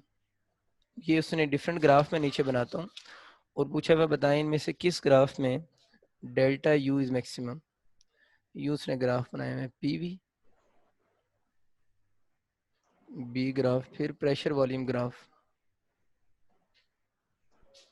C graph इसका pressure volume graph, delta option. पहला ये एक्सरसाइज में एमसीक्यू है पंजाब की बुक में। वैसे ये इसने क्लोज पाथ बनाया यूं, एक सर्कुलर शेप का था, ये एक रेक्टेंगुलर शेप का है, और एक उसने जनाब क्लोज पाथ जो है वो ट्रायंगुलर शेप का बनाया। उसने पूछा ये हुआ है कि इन सारे में सब ऑप्शन में से बताएं किस ऑप्शन में डेल्टा यू मैक्सिमम होगी। तो हम ये बोलेंगे कि सेम इन ऑल केसेस होगी, डेल्टा यू जो होगी सेम इन ऑल केसेस, कि इंटरनल एनर्जी जो है वो सब केसेस में क्या होगी, सेम होगी। क्यों सेम होगी, क्योंकि हमें पता है कि यहाँ पर जो डेल्टा यू है वो तो सब केसेस में क्या होगी, जीरो होगी। क्यों डेल्टा यू जीरो होगी, क्योंकि क्लोज पाथ है ना, तो क्लोज पाथ में तो डेल्टा यू जीरो होती है। तो अगर पूछता है किस केस में डेल्टा यू मैक्सिमम होगी, तो हम ये बोलेंगे सब केस में सेम होगी। और अगर पूछेगा कितनी होगी, तो वो आप सबको समझ आ चुकी है कि इस केस में डेल्टा यू की वैल्यू जीरो बनेगी। अच्छा, डेल्टा यू की वैल्यू जीरो की बात होगी। अच्छा, इसके बाद और फर्दर इस पे थोड़ी बात करते हैं स्टेट फंक्शन पे, ताकि अगर कोई आईसीएस वाला है बच्चा तो उसका कंसेप्ट सही क्लियर हो जाए। एक और डायग्राम देखते हैं जो आपकी सब बुक्स में बनी हुई है। ये प्रेशर है, ये वॉल्यूम है। इसमें देखिए सपोज करें दो मैं पॉइंट्स बनाता हूँ। एक पॉइंट ए है, बहुत आसान सी बात आपको आती है, लेकिन क्योंकि एमसीक्यू आता है तो इसलिए मैं बना रहा हूँ। एक बंदा ए से बी तक इस पाथ के लॉन्ग गया है, पाथ 1 के लॉन्ग। एक बंदा ए से बी पाथ 2 के लॉन्ग गया है, और एक बंदा इस पाथ के लॉन्ग ए से बी पर गया है। वो पूछ रहा है कि आप लोगों ने बताना है कि कौन सा ऑप्शन इसमें करेक्ट है।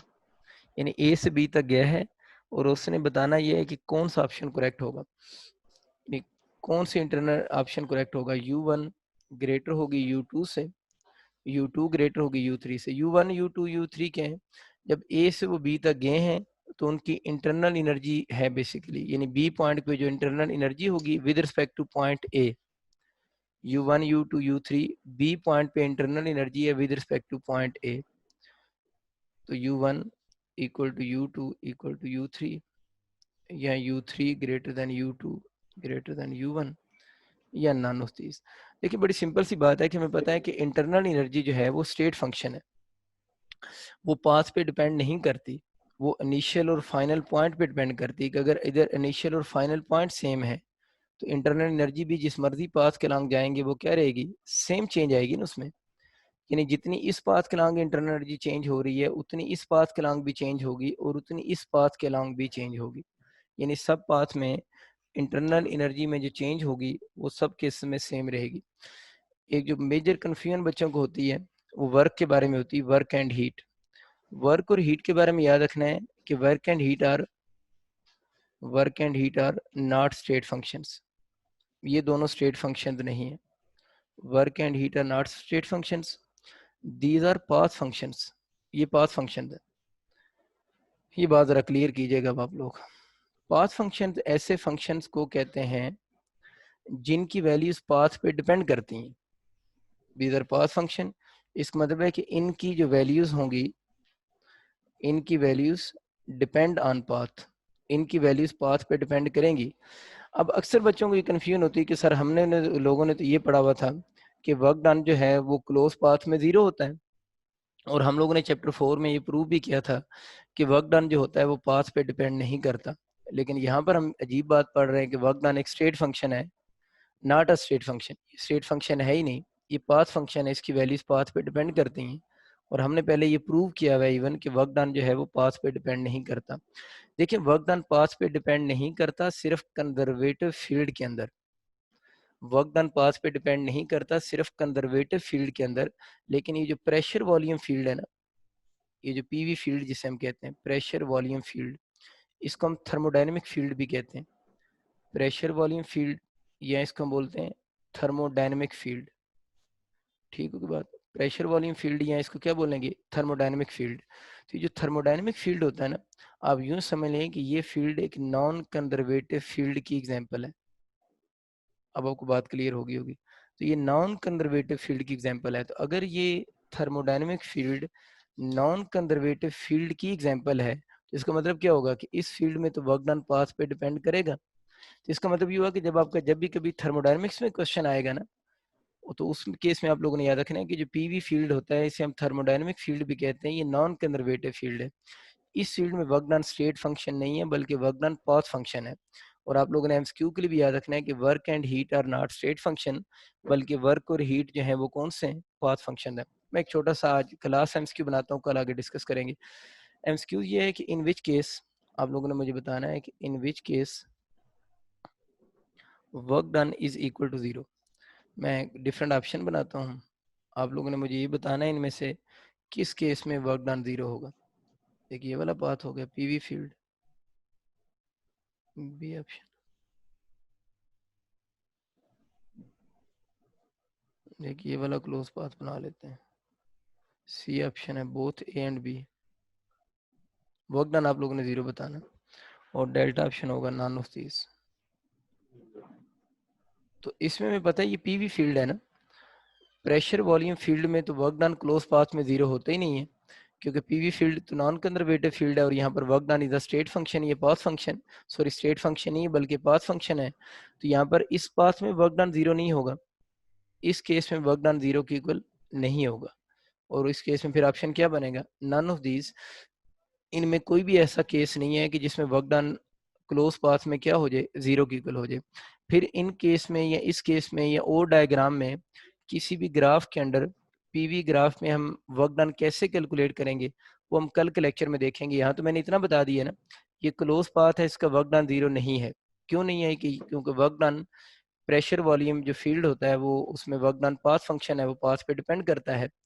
अब इसका वर्क डन कैसे कैलकुलेट करेंगे या इसका वर्क डन कैसे कैलकुलेट करेंगे, ये फिर कल के लेक्चर में हम इंशाल्लाह इस पर डिटेल से बात करेंगे कि इन केसेस में आप लोगों ने वर्क डन कैसे कैलकुलेट करना।